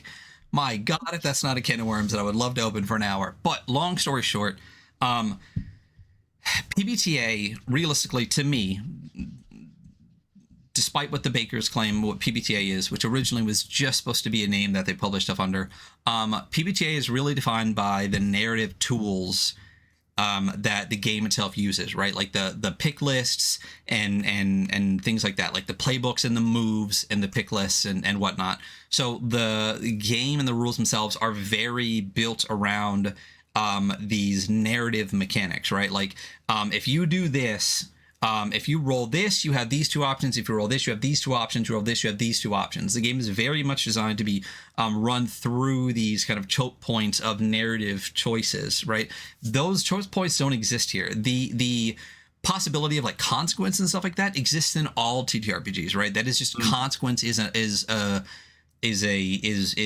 result of choice, right? There's a consequence that comes across it. But in PBTA specifically, PBTA is built to mechanize the narrative elements of storytelling, so that it is much more So it's more mechanical. Like it specifically has the narrative mechanics built into versus this, which doesn't have those. It has the framework in order for you to come up with your own consequences, but you're not driven specifically into the mechanical narrative framework that PBTA is built on, which is the part of PBTA I don't like. I like more freeform, but I completely understand why people like that. And I think PBTA people would definitely prefer the cinematic version of this game.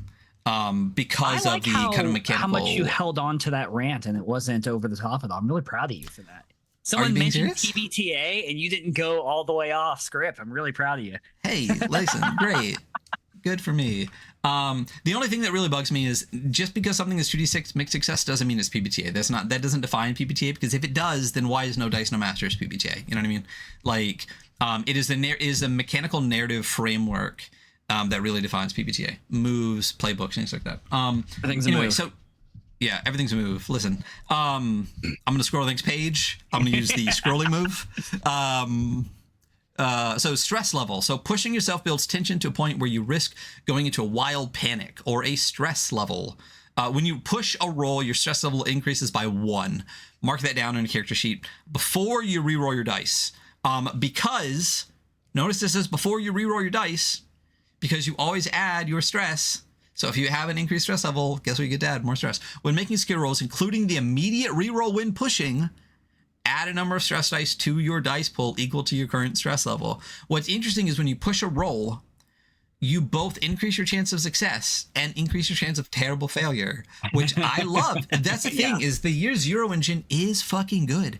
Like, it is really good. Like, they do a really good job of incorporating it into the system that they want. Like, the stress and panic in Alien RPG, using like the way that they do the Year Zero engine, they do a really fucking good job. You know, the more I always say this, like we read these games separately and then we go through them together again, like in the show. And I always gain like a better understanding for a lot of these, maybe not all of them. Same. Some of them I'm like so into that I study it like it's a religious text. I still think for this game and like for Coriolis, like, man, I'd make it 5-6. You know? I mean, maybe I'm just not as hardcore as everyone else, but I don't think it's necessarily about being hardcore. I think the only issue with that is how much you would change the math. You know what I mean? Like, yeah, because like if that were the case, like you would really want to drop your skills down, but then the math would still be the same. Because if you go, okay, now you max out at 3, but if you're saying 5-6, basically, like, I mean, it's the Alien RPG. I could see doing 5-6 in campaign play and leaving it as 6 for cinematic play. That, you know what I mean? Think that's maybe the way. I wouldn't necessarily start playing this game and immediately make that adjustment. It's just kind of reading chat as we've been going, and also thinking about my own experience with dice games that have a single point pass. I'm like, fuck, it is brutal sometimes. It is. But actually, you know what? I know I said that you max out at 10. That's not true, because if you have a max attribute, a max skill, and stress, and then you have like 5 points of stress, and you have a piece of gear, you can be rolling 16d6. But I hear what you're saying. When we played Coriolis, I know we failed a lot, but I didn't feel like it was so brutal that it wasn't fun. Okay, you know what I mean? You weren't frustrated by it. I was pissed off that I kept failing, but it fit. You know what I mean? Like we succeeded enough at the things we needed to succeed at and things like that. Like, I wasn't, at the end of the game, I wasn't mad at how bad I was rolling. It was more of just like everyone being like, oh man, look at you rolled like a bunch of bad stuff. Like, we still had fun, you know what I mean? Like, it wasn't unfun. And it didn't feel so brutal. Because a lot of it was for like exploration and things like that. It wasn't so bad that it was bad. But if you wanted a game to just to be more successful, to be a little bit more heroic, I can imagine like Symbaroum and something like that to be like that. I don't think it would break the game. I do think it would be a very different play experience if you did change it to 5 and 6. You're probably right. So panic. Pushing dice rolls is a little like playing blackjack. It increases your chance of success, but if you push too hard, you can suffer consequences. When you roll stress dice in a skill roll and have one or more alien symbols or a 1, you cannot push the roll. Instead, you must immediately make a panic roll. See page 104. We're going to talk about the panic table a lot. A panic roll can cause your skill roll to fail no matter how many. So you could roll 10, you can roll 9 base dice and 1 stress dice. So you roll 10d6. And if you roll 9 6s and 1 1 on the stress dice, you fail. Most likely. In almost opposition to what I was just saying, I'm actually super into that. Especially for like an Alien game, like just full blown panicking and freaking out and everything going wrong. I'm like, that's perfect for this. And I like the way we'll get to the panic table. I have thoughts. So ammo, if your action is firing a weapon with a limited magazine, thank God they say magazine through this entire thing, because honestly, I love the Horus Heresy and I love Warhammer, but if one more you fuckers calls it a clip and not a magazine, I'm going to freak the fuck out. Rolling 1 or more alien means that you empty the magazine in addition to making a panic roll. I love that like you failed, so even though you were trying to just do like 1, you just go and like freak out. I love it. It's so good. There's a whole huge example here about stress and taking stress and stuff. It's really good. Honestly, the examples of this entire book, fantastic. It does talk about the story points here. In a cinematic scenario, which is like the one-shot version, you can spend a story point to get 1 automatic 6 on a dice roll. You can spend the story point after a failed roll or even after a successful roll to add an extra d6, an extra like success. You gain a story points by following your personal agenda. So like, because it's a cinematic game and you're handed your agendas, playing into the narrative in the RP gives you story points, which allows you to succeed at rolls, which could give you more story points. Great system. Again, I love the mechanical emphasis they put on the differences between cinematic and campaign play. So, NPCs and pushing. NPCs can't. You only have 1 chance. We talked about that. You can't push more than once. Group rolls. When you face a challenge together with other PCs, don't roll dice separately. Instead, you choose the one person among you most suited to take up the challenge, and the others can help if it's relevant to the situation. If the roll fails, it counts the failure for everybody. And modifying the rolls. So external factors can come into play. This gives you fewer or more base dice. It's called modification. Modification +1 means you roll an extra 1, +2 means 2, -1 means -1, -2 means -2. Severe modifications can apply to the same roll. Simply add them together. So you can get +2s and -1s and all sorts of stuff. Basically, there's situations that you're in and things that can be happening that modify the roll. So gear can help. The difficulty of the action could hurt. Help from others can help. So it's not just flat. There is more to the situation, and I like that a lot of it is narrative being brought into it. So there is a difficulty table here. Basically, if something is a trivial action, +3, just don't even fucking roll if it's trivial. Like, come on. It's interesting because maybe 2 pages back we kind of skipped over it, but there is a little blurb that says "Don't roll too often." Yeah, and then almost immediately, like when you get to difficulty, it's like, oh, for a trivial task, like then they. But it's a +3. It's like, well, don't roll too often. If it's a trivial task, why would they roll? I'm glad you brought that up because there is some wording in here that I hate a lot. Don't roll too often. Dice rolls are dramatic moments. Pushing increases stress and can trigger panic. Rolling dice too often can cause the stress mechanic to spiral out of control too quickly. With that in mind, never roll dice unless it's absolutely necessary. I fucking hate that wording. I hate anytime something is like never or all or things like that, because again, this is one thing that I didn't like about Mothership is like never roll dice, never roll. The stress and the panic is part of the core of the game. Honestly, it should say like don't make players roll too much. But like engaging with the stress mechanic is part of the fun of the game. So saying that basically don't ever, my problem with never is people that are less experienced in TTRPGs might be like, well, then I'm just not, I'm not, like, they don't understand the nuance of that. Yeah. So I would sounds prefer very absolute when worded like that. Yeah. I think it should be like, avoid rolling unless you really have to, knowing that it could, spiral the stress out of control. I don't like that it says never.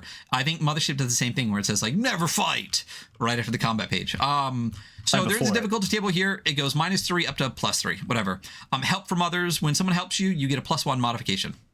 And the most you can get from help is +3.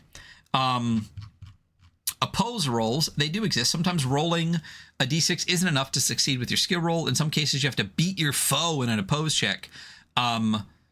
So basically, you have to actually beat them. Tie goes to the bad guy because every success your opponent rolls deletes one of your successes. So at the end of the day, you could be tied at no successes, which means like... No, what's up? So for PvP, yes. Would you say it would be opposed rolls? It would depend on the situation. I mean, Okay. yeah, if me and you were fighting, I would say opposed rolls. If me and you are both like racing down somewhere, I would say both, like, you know what I mean? Roll both. Each of you roll your own separate skill checks, and whoever has the most, you know what I mean? But at the end of the day, it's the same thing. Like, what's the difference between 2 opposed rolls and us doing like 1 each, and whoever has the most successes still gets success, right? But yes, if I was doing PvP, I would 1,000,000% say opposed rolls. But the specific things that they show here are things like, it says opposed rolls are common when you use things like manipulate, or mobility to sneak and things like that. And it says the GM may also use opposed rolls when she determines it's appropriate, like rolling stamina versus stamina for like an arm wrestling contest. So I would say that if we were actually fighting, I would still do opposed rolls, but I think it would depend on the situation. Like if I have my gun out and you're dodging, I would do like a range shot and have you do a mobility check to dodge behind something. And if my if my range attack has more successes than your dodge, I hit you. You know what I mean? That's how I would run it. So I would absolutely run. What does the tie run. go to in that situation? If say that I'm shooting and you're dodging and it goes to 0, I mean, nothing ever not happens. I would probably say it doesn't hit you, but then I would give the person who I might say that like you don't come up from your roll like super well or something like that, or the other person, because you dodge, has a chance to move first, you know what I mean? Like I would give like kind of an equal, because obviously like what the defender wants is the offender not to offend, right? You so take a I would ruling in that situation. Yeah, absolutely.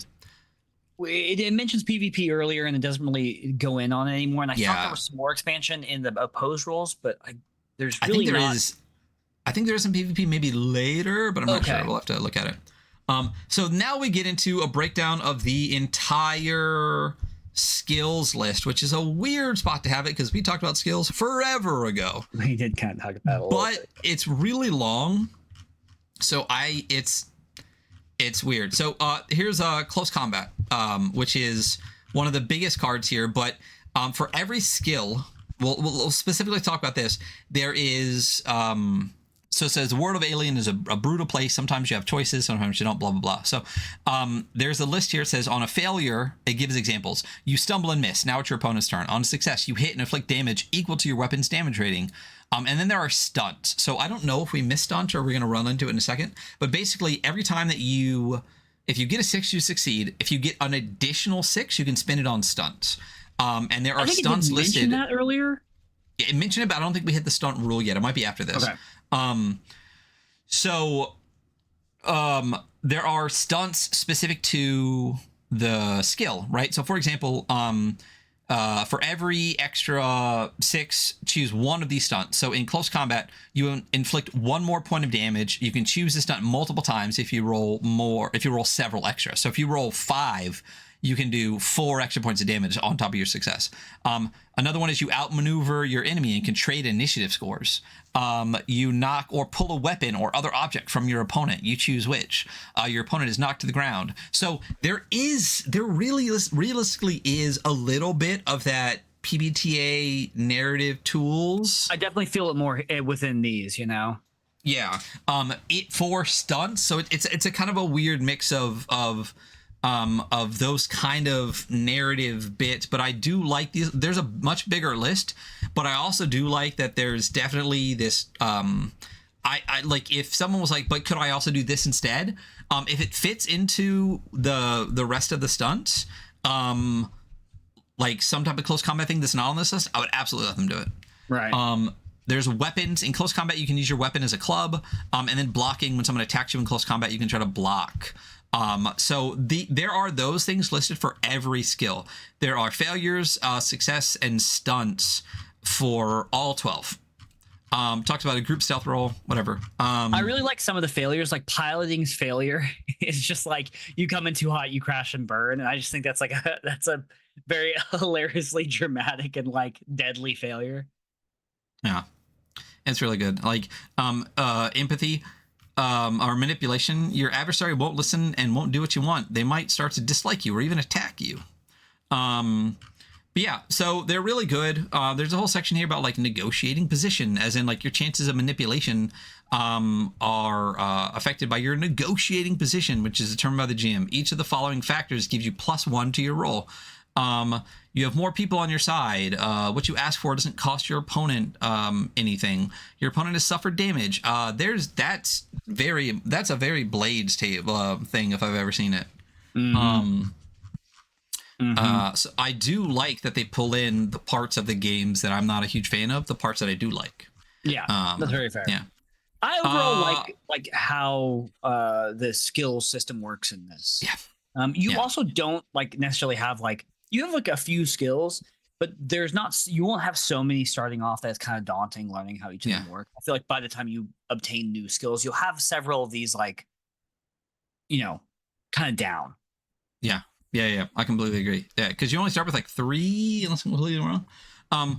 Yeah. So there are talents, right? There's talents for each character, which are basically like little bonuses you can do. So Colonial Marine, Colonial Marshal, Company Agent. So let's specifically go over the Company Agent talents because that's what you had. So your options are Cunning, Personal Safety, and Take Control. Which would you pick? And then read that. We'll talk about. Okay, why. so I'm immediately probably going to go with Cunning. If the company has taught you anything, it's to always be on the lookout for anything that can give you an edge. You can push any skill roll based on wits twice, not just once like other characters. Each push increases your stress by 1. I like that. Like I think it really lends to the characters like this kind of paranoid, like really pushing the line of maybe getting killed by the company or falling to their own paranoia. Yeah. Oh, bro. We should do Paranoia. That's a cool game. So yeah, so talents are cool. There's also a huge list of general talents because again, you can with 5 XP you can learn a new talent. So there's Bodyguard, Calm Breather, Counselor, Ava Specialist, Fast Reflexes, Healer, Hidden Stash. Any of these jump out to you? Just I like coup de grace, or sorry, a merciless. You can perform a coup de grace, see page 99, without rolling for empathy. Also, your stress level is decreased by 1 step each time you cause an enemy to be broken. Yeah, that's Sounds dope. brutal.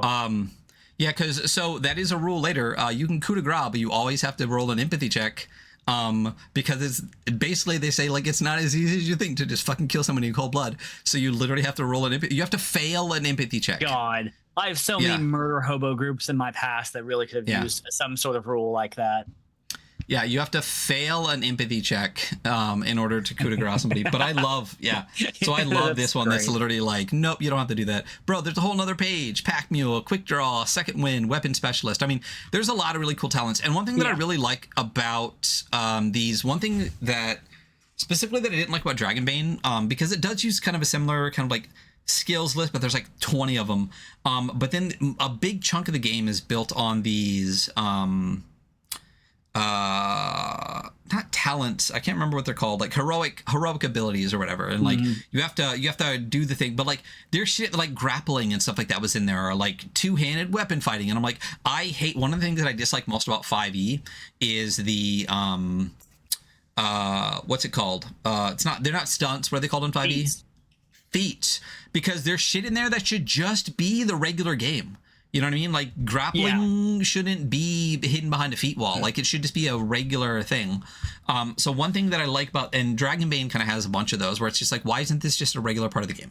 One thing that I do like about a lot of these is that they don't feel like a regular part of the game. Like a lot of them are bonuses above and beyond regular parts of the game. You can do things that mechanically you could not do otherwise. abilities. Right, but that don't feel like they're you missing. should be able to do it otherwise. Right. Like Light Eater, when making a supply roll for food, you get to roll 2 dice fewer for your supply level to a minimum of 1 die because you eat light. Like that doesn't, like that's not something missing from the game, right?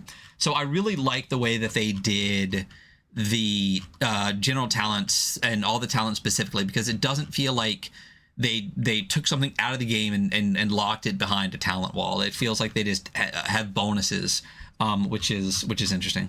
I feel like 145 is a really low number. Is that going down? Anyway, combat and panic. So here's the thing. We're on page 81 of a 400-page book, but we're not going over half the book because of a chunk of its lore. We're actually almost done. Fight or flight? That's a big question now, isn't it? You may feel invincible tucked away behind your cozy character sheet, but your PC is out there on the line, and they are damn well mortal. Remember back in chapter 2 when we told you not to get your character killed? Consider this your second warning. Often it's better just to run away and fight another day, assuming you're fast enough, etc., etc. Sometimes you have no choice. Sometimes the alien thing you thought was right behind you is already waiting for you in that dark corner you thought was safe. Love that. This is basically the combat chapter. Love it. It's really good. Time and space, maps and zones. Coriolis does the same thing, and I do think this is really interesting. So the map is split up into zones. It's large areas of the map are specific into zones. And you can play without maps because you can just be like, if you're all in zone 2, you're all in zone 4 or whatever. The map is divided into zones. Each one, let's say 25 meters ish. It could be smaller if it's in cramped environment, things like that. But within those zones, there are still distances. So you can be in a zone and then in a range, right? So you can be in zone 2 with an alien, and that alien could then either be engaged with you, which is right up on you, a short distance, which is just a few meters away, medium distance, which is up to 25 meters away, which means they're in an adjacent zone, long distance, which means 100 meters away, which is 4 zones away, or extreme distance, which is the kilometer away. So if you're in the zone with somebody, you're either engaged or in short distance, which means they're either in the zone with you or right the fuck up on top of you. And anything beyond that, you start to go into adjacent zones. I like that. I think it's interesting. You could just get rid of medium distance and just say like a zone away, but it's fine. That's kind of where I'm at. I think my favorite version of zone combat is the Electrum Archive. Thank you. That's exactly what it is. The Electrum Archive. Yep. Emil Bovin does a fantastic job of that. Yeah. It kind of cuts out that weird little extra bit you were just talking about. Oh, someone just mentioned Riot Tom. We should Riot Tom sometime too. I have not read it, so it's good. We did read Red Giant, which is very heavily influenced by Riot Tom. Oh yeah. Man, we should play Red Giant. So good. So borders and line of sight. The borders between 2 adjacent zones can be open or blocked. It's a door or it's not a door, right? Measuring time. Who cares? A round is 5 to 10 seconds, and that's usually for combat. A turn is 5 to 10 minutes, and that's for stealth. Frequently, primarily used for stealth. And then a shift is 5 to 10 hours, frequently used for recovery. It's the GM's job to track that. So zone features, it can change if it's cluttered, if it's dark, if it's cramped. There can be a justification or switches to mobility rolls and things like that based on the zone. If it's super cluttered, you must roll mobility to move through the zones, right? Fantastic page here. I love this piece of art. It's absolutely stunning. So stealth mode is such a cool thing, and they're literally, I don't know if you listened to our Mothership review, you will hear me rant about how I think it's a huge misstep to not only not have stealth mechanically in Mothership, but to not even mention that it's not there. I think that's a misstep. Stealth is a huge part of horror, right? And to just assume that the players and the GM will all be able to work together solely narratively through a conversation to do that with no mechanical backup whatsoever, I think is not a good choice. I think that's the most, I think it's the best way I could say that Mothership doesn't have stealth and it should. You missed that little right there, but anyway, so I didn't need to hear it. I know every word you just said. So stealth mode is so fucking cool in this game, and we're gonna go over that real quick. And it's one of the reasons we have the tokens, right? So much of the throw happens before the enemy shows itself, and bullets start flying. And a key part of that experience is exploring unknown locations where enemies lurk in the darkness. A key part of the game is stealth. Crazy, right? This is represented through stealth mode, which is played out in turns, which is like 5 to 10 minutes, right? In one turn, you can move 2 zones on the map and explore them, scanning for enemies and getting a superficial description of these 2 zones. If you want to examine something in a zone more closely, such as accessing a data terminal, you need to stay one entire turn in a single zone. So it goes through enemy detection, movement, and motion trackers in stealth mode. So we'll go over this pretty thoroughly. So in stealth mode, enemy movement is handled secretly by the GM. This is carried out each turn after your PCs have moved. NPCs must comply with the same rules of movement as PCs. To handle NPC movement, we recommend the GM has a second copy of the conflict map hidden from view. And on this map, the GM places tokens that represents where things are. If your GM doesn't have access to the screen, you can simply track blah, blah, blah. Active and passive enemies. So enemies can be active or passive as dictated by the scenario. Active enemies are aware of you and actively stalking you. Passive enemies are not aware of your presence and can be ambushed by you. Detection. In stealth mode, you will automatically detect passive enemies in the same zone or in line of sight. If you make no attempt to move quietly, passive enemies will automatically be detected by you as well. Detect you as well. You draw initiative, right? If you want to sneak past passive enemies undetected or make a sneak attack, roll for mobility against your observation. So oppose roll. You get a modification based on the distance.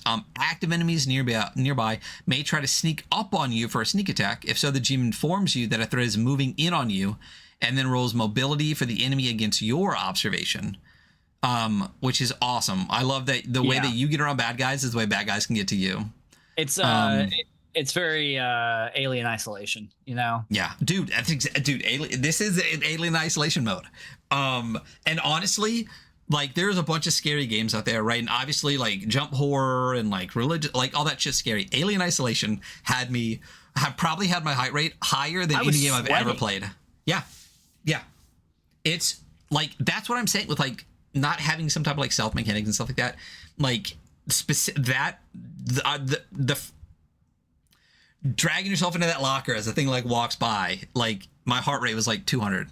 Yeah, I will say that that's a very valid. I know you went over this. It's a very valid criticism, Mothership, because you miss out on this, like this very tense, like, hey, the enemy's moving in on you right now. And you're like, oh fuck, like you don't necessarily know where they're moving in on you because they're also like the active enemies, or like they're also kind of sneaking up on you.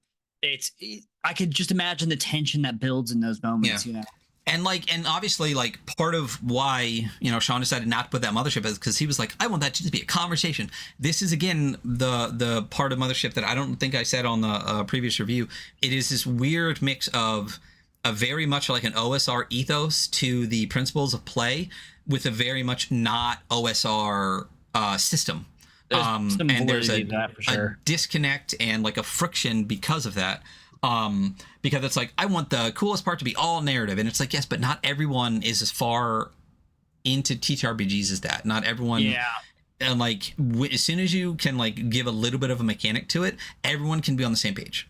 I agree. I think that's another discussion about like scaffolding, more or less. You know. Yeah. And I don't like a ton of it, but for something that's such an intrinsic like part of the game, part of horror, part of this genre, you gotta have a little bit of it, in my opinion. And I think this does it. I love the way this does it.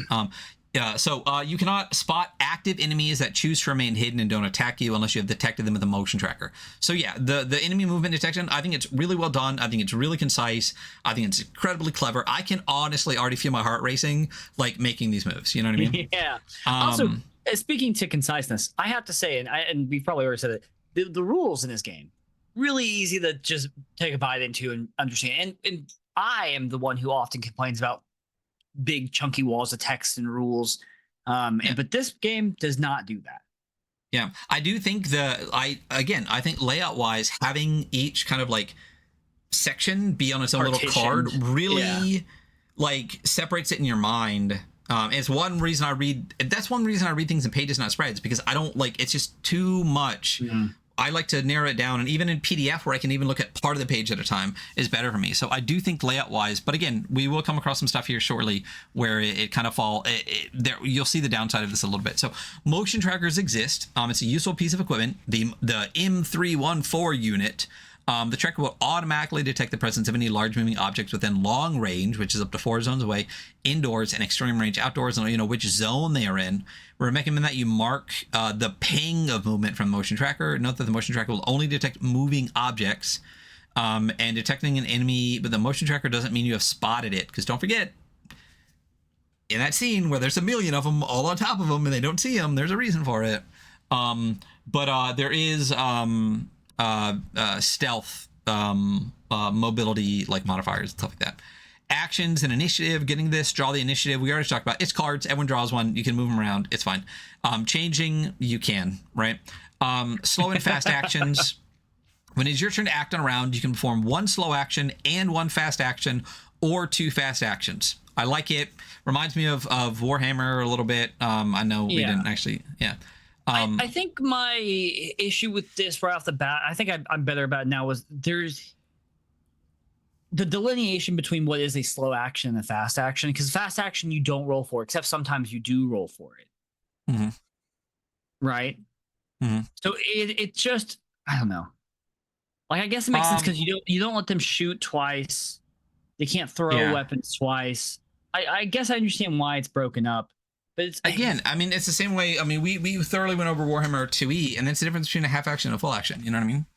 Yeah.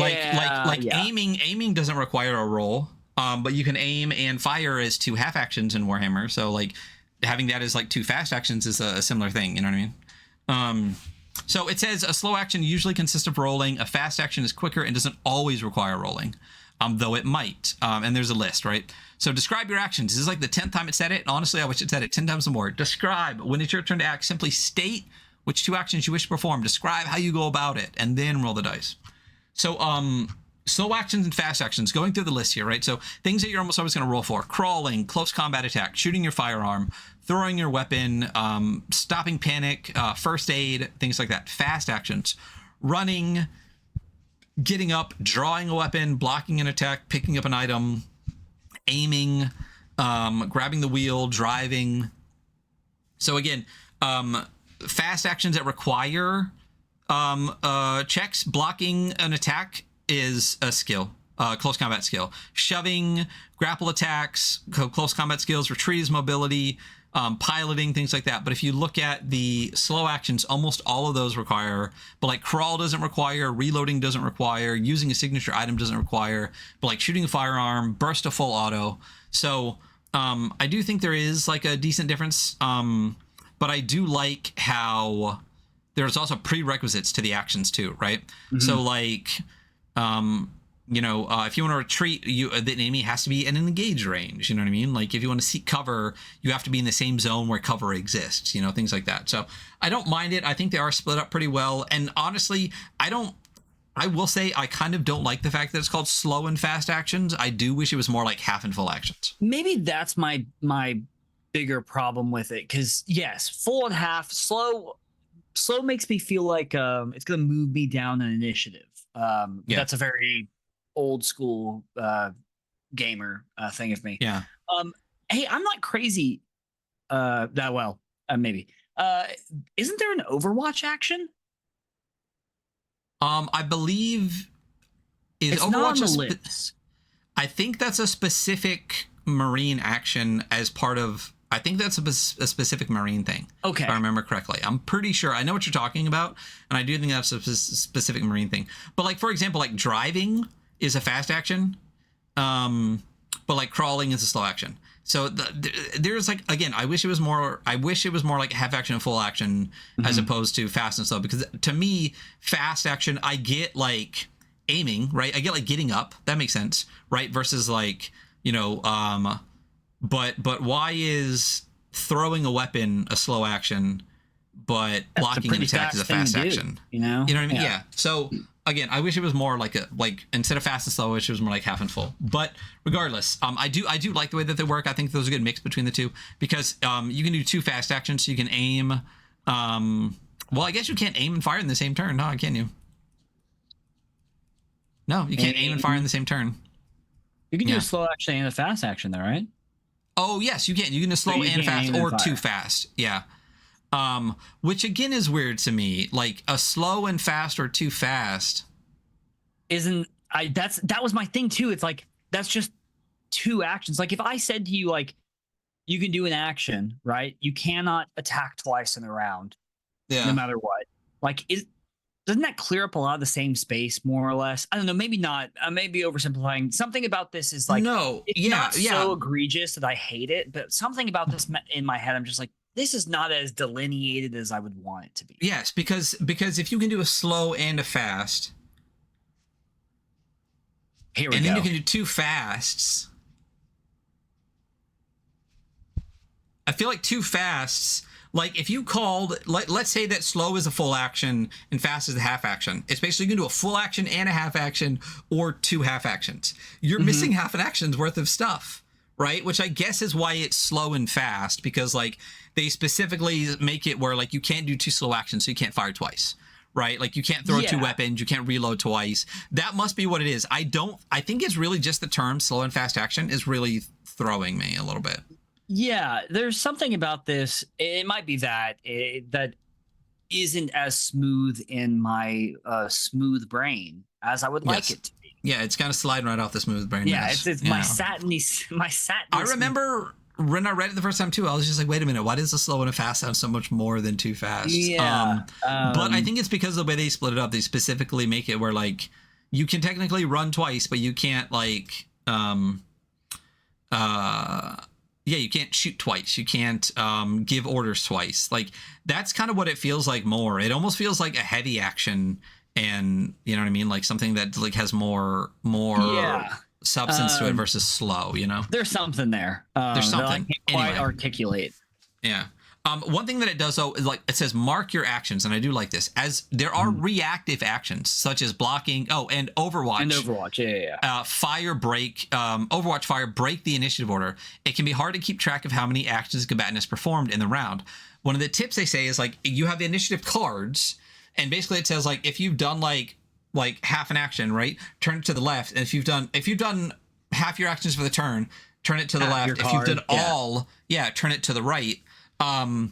So that you can know, hey, I still have a half action left for a reaction later, which I think also makes it a little bit easier up top, right? So you can do your slow action on your turn and say, hey, I'm saving this fast action for later when I need to do a block, or I need to do a retreat or something like that. Like you can save some things for later, because if you do all your actions and then something comes around to you again, you're shit out of luck.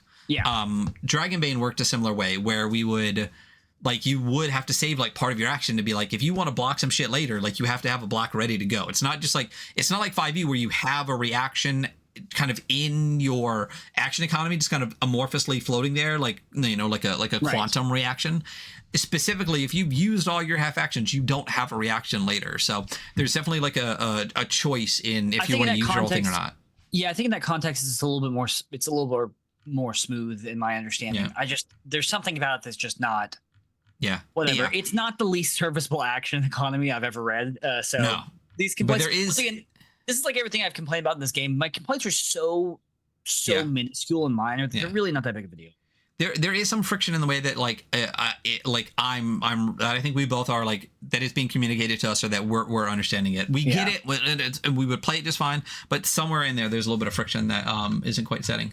So movement, you can do it, right? Ambushes and sneak attacks, you can do them, right? Close combat, you can do it, right? So this is where we get to things like resolution, blocking, shoving, grappling, retreating. These are things that are, so for example, like blocking. If you are attacking in close combat, you can choose the block attack to avoid being hit. Blocking is a fast action. You roll close combat, but you have to have half action for it. And it is a reactive action. It's a reaction that breaks a normal initiative order. So you have to have an action ready for it. This is a reactive action. Reactive action. Yeah. Ranged another combat. great term for that is What's that? Reaction. Yeah. Ranged combat is a thing. You get more or less modifications based on the range that you're in. Something's right on you or like really far away. Aim shots modify things. Extreme range, dim light, darkness, all modifiers, right? Full auto fire, weapons listed as fully automatic can fire long bursts of full auto fire. It counts as normal ranged attack, but you get modifiers to the roll. Your stress level immediately increases by 1 if you fire in full auto. Love that. Add the stress side to your roll for the full auto burst. Like you add the stress and then you fire your full auto. You can distribute any additional successes you roll beyond the first to secondary targets within short range. Cover is a thing. Ammo is a thing. So most firearms in the world of Alien have large enough magazines you don't need to worry about it. However, when tension rises, you risk wasting ammo. Oh, you son of a bitch. What? However, when the tension rises, you risk wasting ammo and emptying your clip at the worst possible time.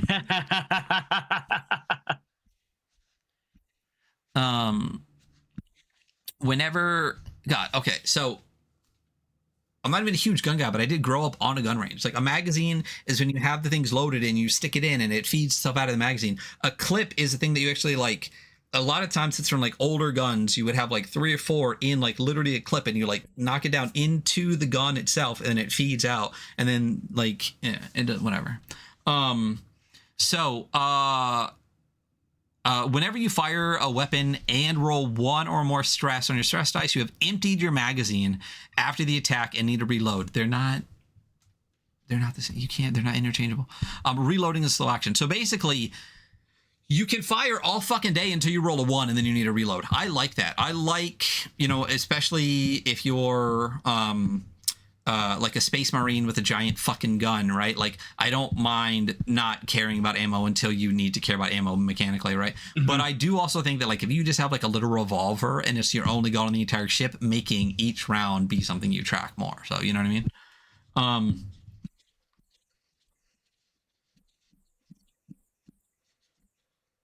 Oh, I love the androids and ammo part here real quick. I read it real quick. I don't know why I didn't read it out loud. Basically, androids don't have stress levels, right? So like they don't like run out of ammo and stuff like that. So as for NPCs, they this is intentional to simulate the controlled nature of synthetics. So basically they'll know and they'll just reload. You know what I mean? Right. And then NPCs run out. Yeah. And NPCs run out when the GM feels like it, when it's dramatically appropriate. Overwatch, this is what you were talking about. Right. Did you want to go over this one? Yeah, sure. So Overwatch, as a fast action, you can essentially assume the Overwatch position. And basically, you are aiming in a certain direction as long as you are not engaged with an enemy currently. Between the time you assume the Overwatch position and your time to act in the next round, you can fire your weapon against a target in the chosen direction. You can fire whenever you want in the turn order. Once again, this breaks initiative, the initiative chain. And your shot is resolved before all other actions, even if they are already declared. There's a good example here, but basically it's Overwatch in the way that we fairly understand it from video games. I do like this rule. You take a fast action. You're basically holding an action for later and just aiming in a direction. Yeah, I like it. Yeah. It's good. It's interesting that they move it so far down from the other stuff, but I guess it is kind of in like they're going through the actions right now and stuff like that. That is so we're true. going this is at like a combat and gun area. And also, by the way, you can lose Overwatch by engaging in close combat or suffering damage. It just kind of knocks you out of position. Yeah. Damage, starting health, but not injured. Your total health score is equal to your strength score. Armor, to protect yourself from harm, you can wear armor. The effectiveness of a piece of armor is represented by its armor rating. You can only wear 1 suit of armor at a time. When you take damage from an attack, roll a number of base dice equal to your armor rating. Each success you roll lowers the damage inflicted. I would say if there was one rule that I would delete from this game instantaneously, it's this. Oh, really? Why my armor exists on my body? Mm-hmm. Right? Someone like, why am I rolling?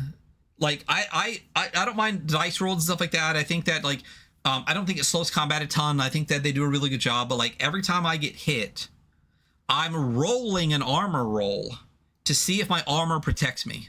That's very fair. I feel like that's yeah, I get what you're saying. It doesn't make sense. What was there? And sorry, real quick, we already talked about how you fail even with like 10 dice. Armor is not like a 10 or a 15 or a 20, right? So like your armor only works if you roll an armor roll and then get a 6.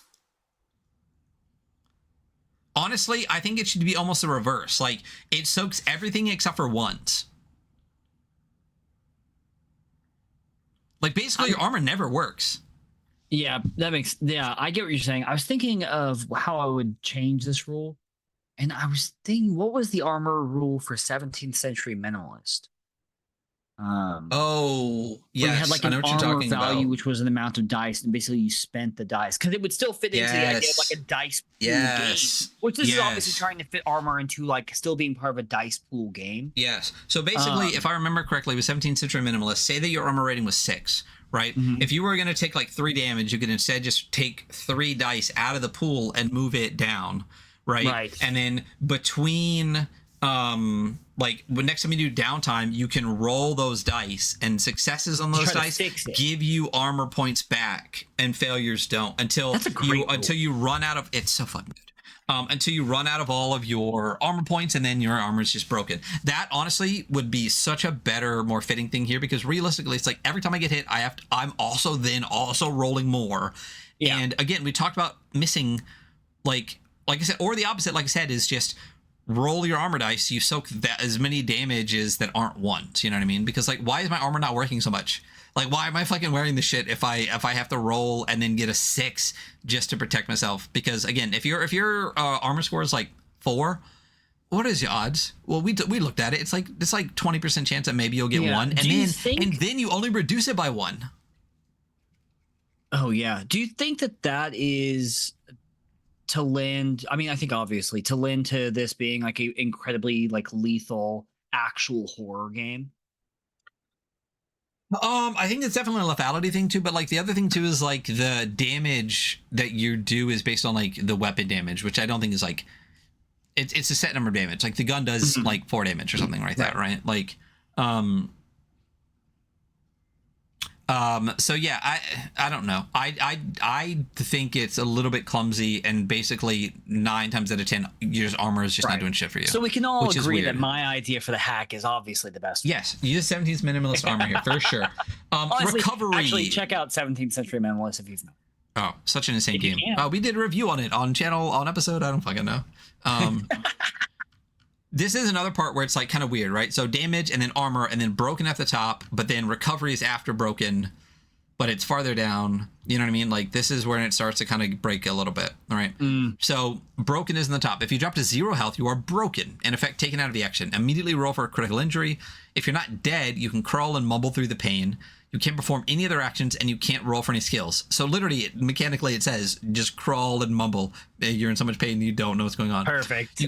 You can't go below 0 health, but each further attack that causes damage gives you another critical injury. So we'll get to critical injuries in a second. Recovery, when you're no longer broken, you recover 1 point of lost health per turn, which is like 5 to 10 minutes of rest. Critical injuries can still affect you after your health is restored. And then getting back up, someone can give you first aid, or eventually you can just get up on your own. The coup de grace, we talked about this. You have to fail an empathy roll in order to do that. And whether or not you succeed at killing your target, you increase your stress level by 1, because killing in cold blood is not that easy unless you have the merciless talent, and then you don't take any stress and do whatever the fuck you want. Critical injuries, as long as you still have health left, damage points represent fatigue, bruises or smaller cuts, painful to be sure, but possible to overcome. Critical injuries represent much more dangerous form of injury. They're more like lingering injuries, right? Health you can get back, lingering injuries, critical injuries you have to like heal, right? Death. If you suffer a critical injury listed as fatal, you must make a death roll. Make a death roll using stamina, and you cannot push it, and you are not allowed to roll any stress dice. If you fail, you die. Perfect. Love it.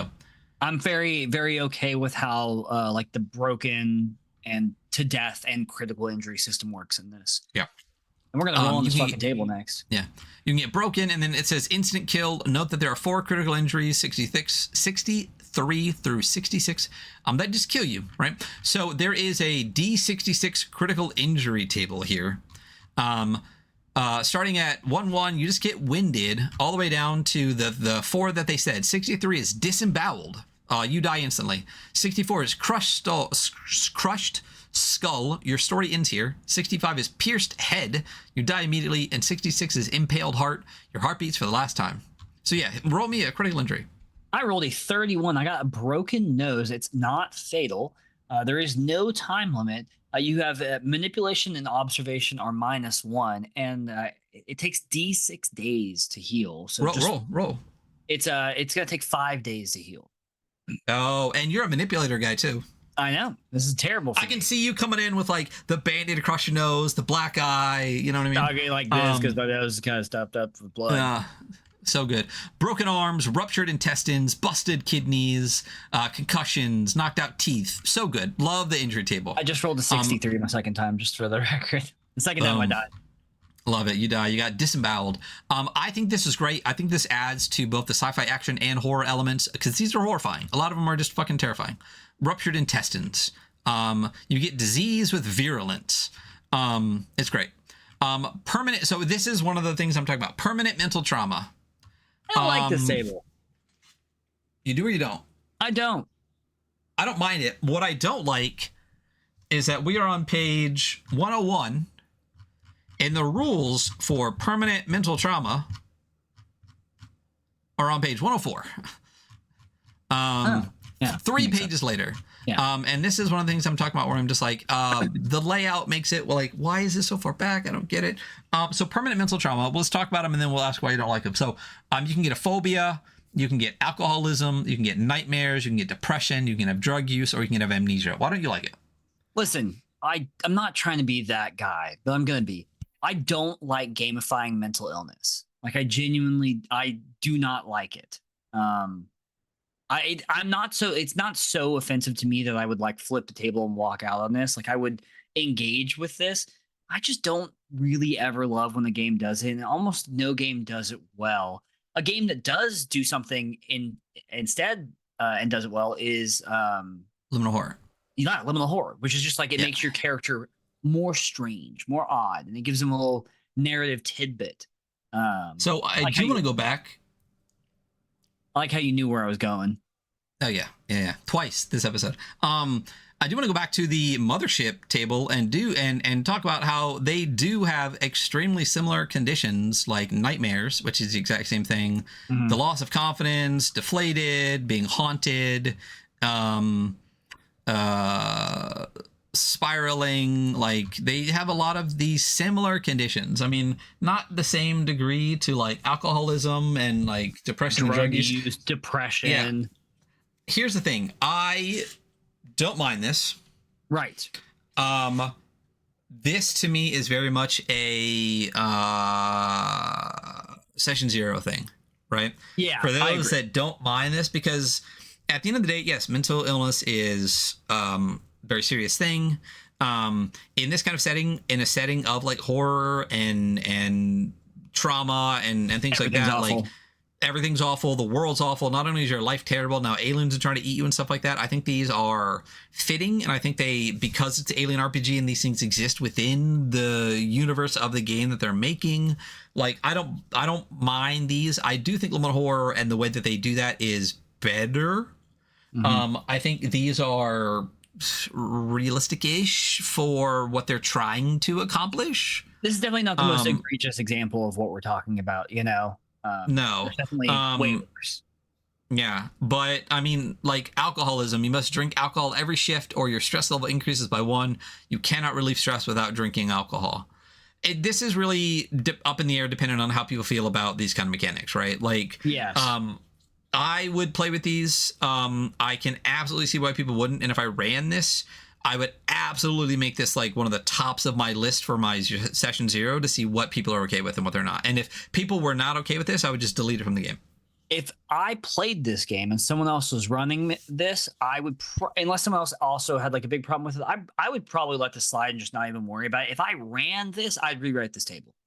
So, I mean, there's 6 things on this table. It would take me 15 minutes to rewrite it. Yeah, very true. Very true. Again, things like this are very dependent on how you feel about things, but I do think it's interesting that there really is no discussion of like safety. Like there is a little bit in the beginning saying like it's a rough game or whatever, but it's interesting that there's no real discussion of like safety tools and stuff like that. That's more of like an indie scene thing, though. You know what I mean? It really is. It really is. But I mean, yeah, you're right. But anyway, so we'll get back to why the fuck you even do that later in 3 pages. You'll figure out healing. Hey, this table right here. You'll figure out what it is later on. Yeah. Yeah, healing you can. Great picture of Space Marine. Very much got that fucking gun. I can't remember what it's called from the movie with like the with the attached to the battle armor. And we go. Stress and panic. We're gonna get to actual stress and panic, and then I think we're pretty wrapped into stuff. So stress level. The mounting tension in your character is measured by their stress level. It usually starts at 0 and increases. So here are things that could increase it. You push a skill roll. You fire a burst of full auto. You suffer 1 or more points of damage. You go without food, sleep, or water. You perform a coup de grace. A scientist in your team fails to use the analysis talent. A member of your own crew attacks you. A person nearby is revealed to be an android. I love that increases the stress.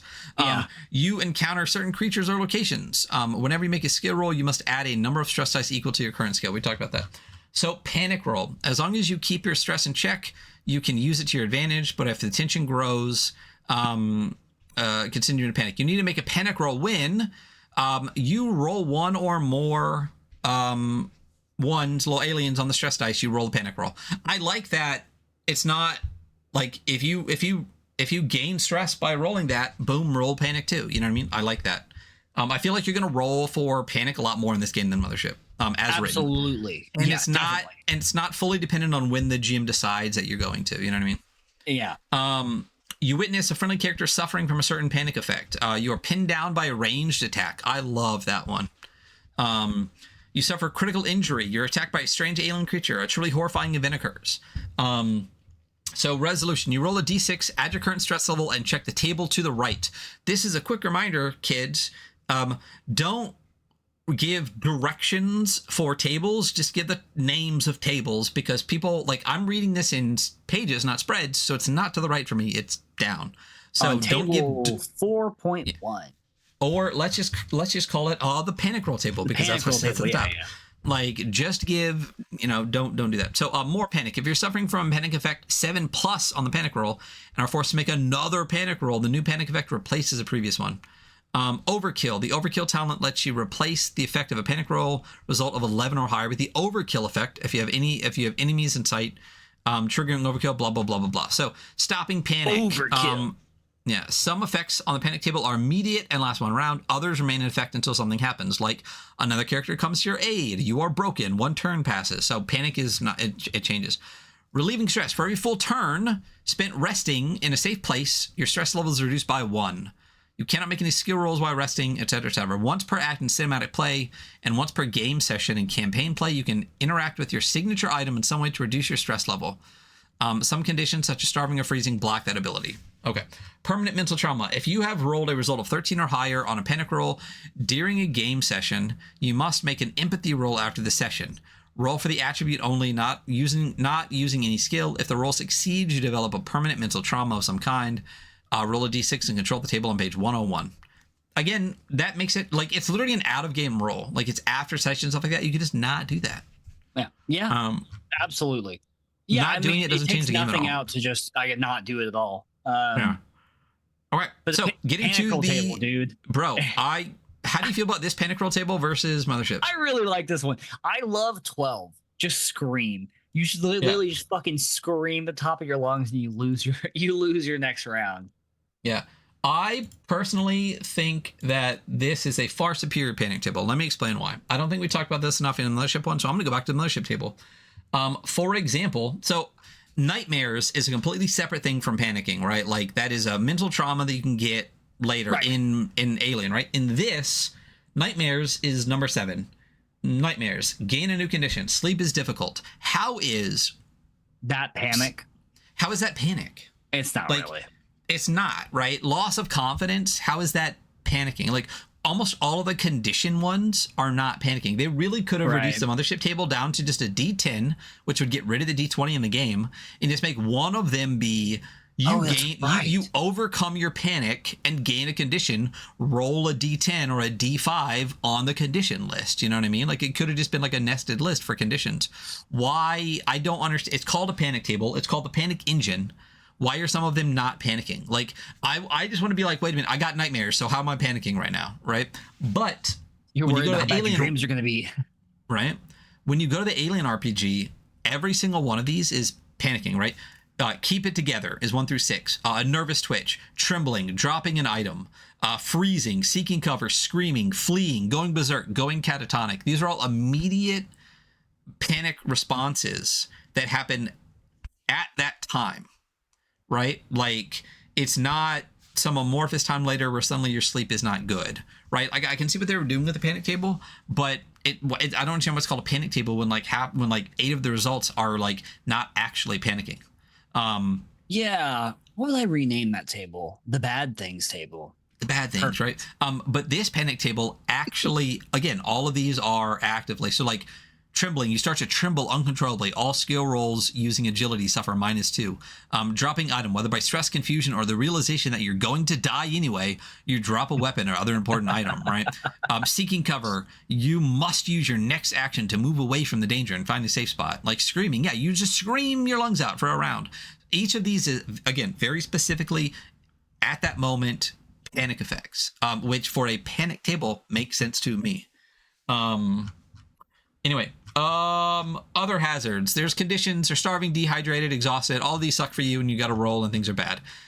There's vacuum decompression. There's freezing. There's falling. There's explosions. There's fire. All the ways for you to take damage. Diseases, radiation. I do like the radiation. You actually get rads, and those rads can affect you, and you can like roll to get permanent radiation and stuff like that. It's a really neat table. That's on page 110. You should read those. Drowning sucks. Suffocating sucks. Synthetics, there's a whole different page here that is a completely separate critical injury table just for androids. Or like synthetic things. So like a ruptured fluid pump, a severe chassis breach, destroyed arm servos, you know. It's completely different. I love this one. It says electric sheep. Which obviously is very much like a Philip K. Dick thing. It is illegal to program an android for violence, but of course there are mods that let you do that. Xenomorphs. There's a section here about talking about xenomorphs. So multiple actions, signature attacks, the health of one, the armor rating of one, the special abilities. We're not going to talk about this now because there's literally an entire chapter on xenomorphs that we're also not going to talk about, but it's there. Section here on vehicle. To get there for a game that's right? About xenomorphs. There's a whole thing here on vehicle combat. We're not going to talk about it, but it's neat. Vehicles themselves have attributes.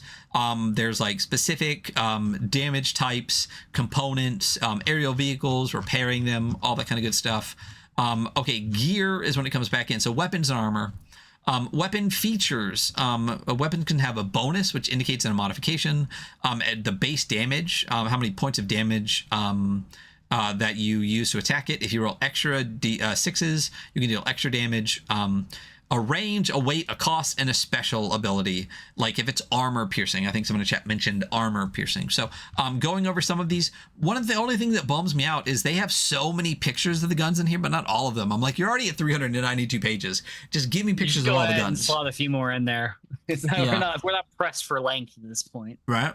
But there's a whole section here on pistols, a whole section here on rifles, like stopping for one. So what's interesting is like it gives you a paragraph for each one, but then it also gives you a card, and the card shows you a picture. Then it also gives you the bonus. So for example, the RMAT M41A pulse rifle, bonus +1, damage 2. That's the other thing too with like the armor roll, right? Is most of the damage in this game is like 1 or 2.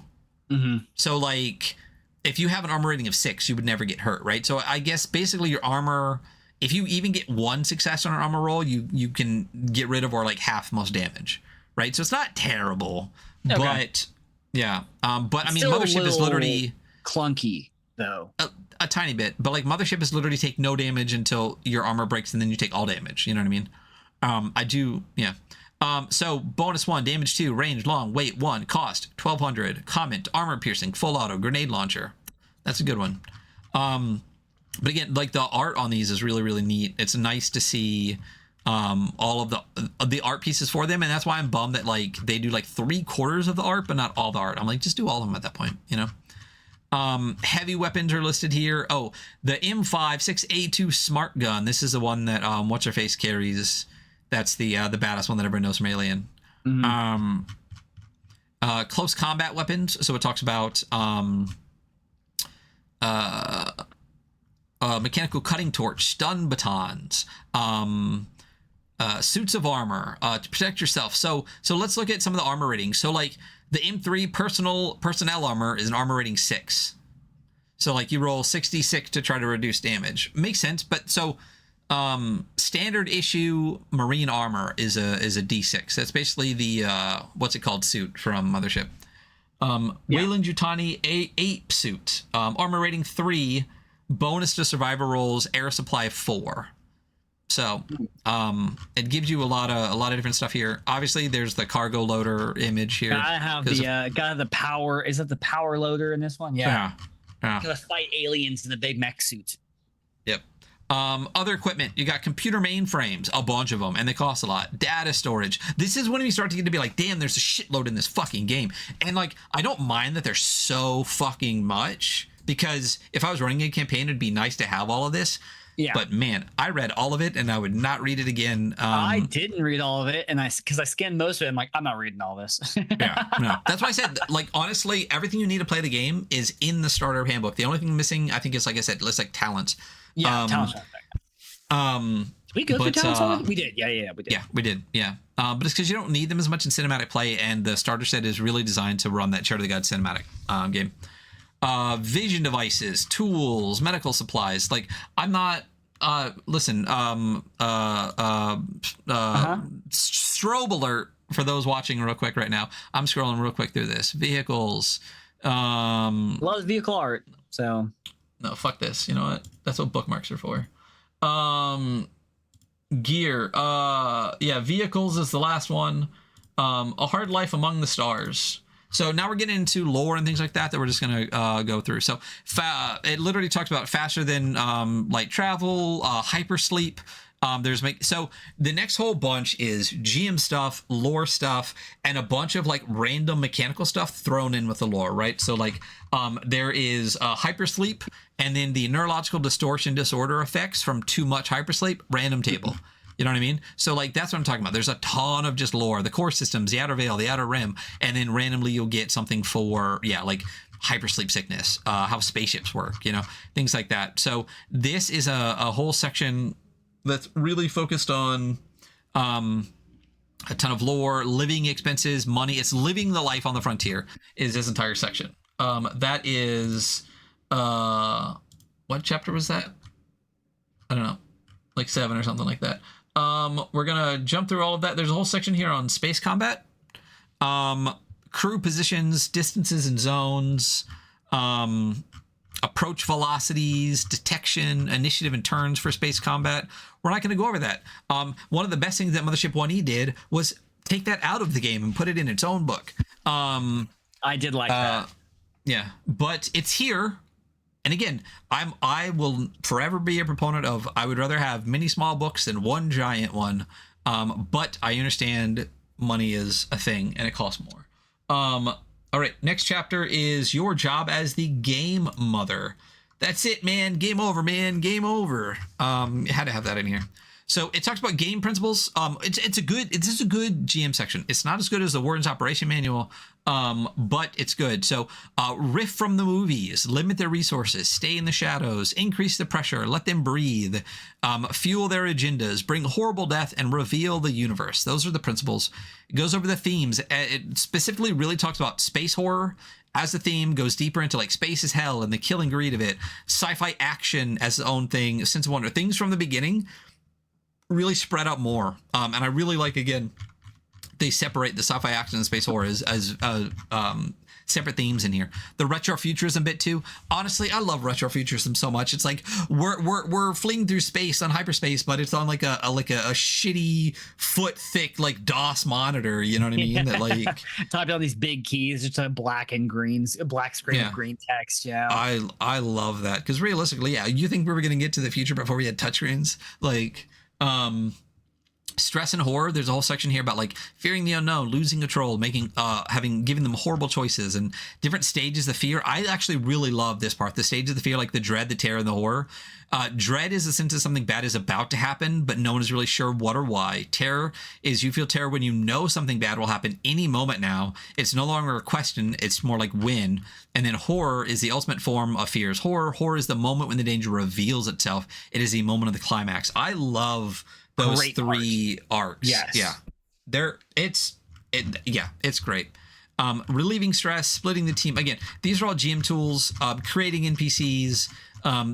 There's literally a whole section here about cinematic play, and the best ways to run that, structuring your cinematic scenarios, act 1, act 2, act 3 with your events and things like that. And then again, a whole nother section here for the campaign plays. It does have a section here about session zeros. It doesn't really talk about like safety tools a ton. It's more of just like, how did you meet? What did you do? What is your group of thing? And it talks about like how to zero in on like a campaign focus and the goals and rewards of a campaign.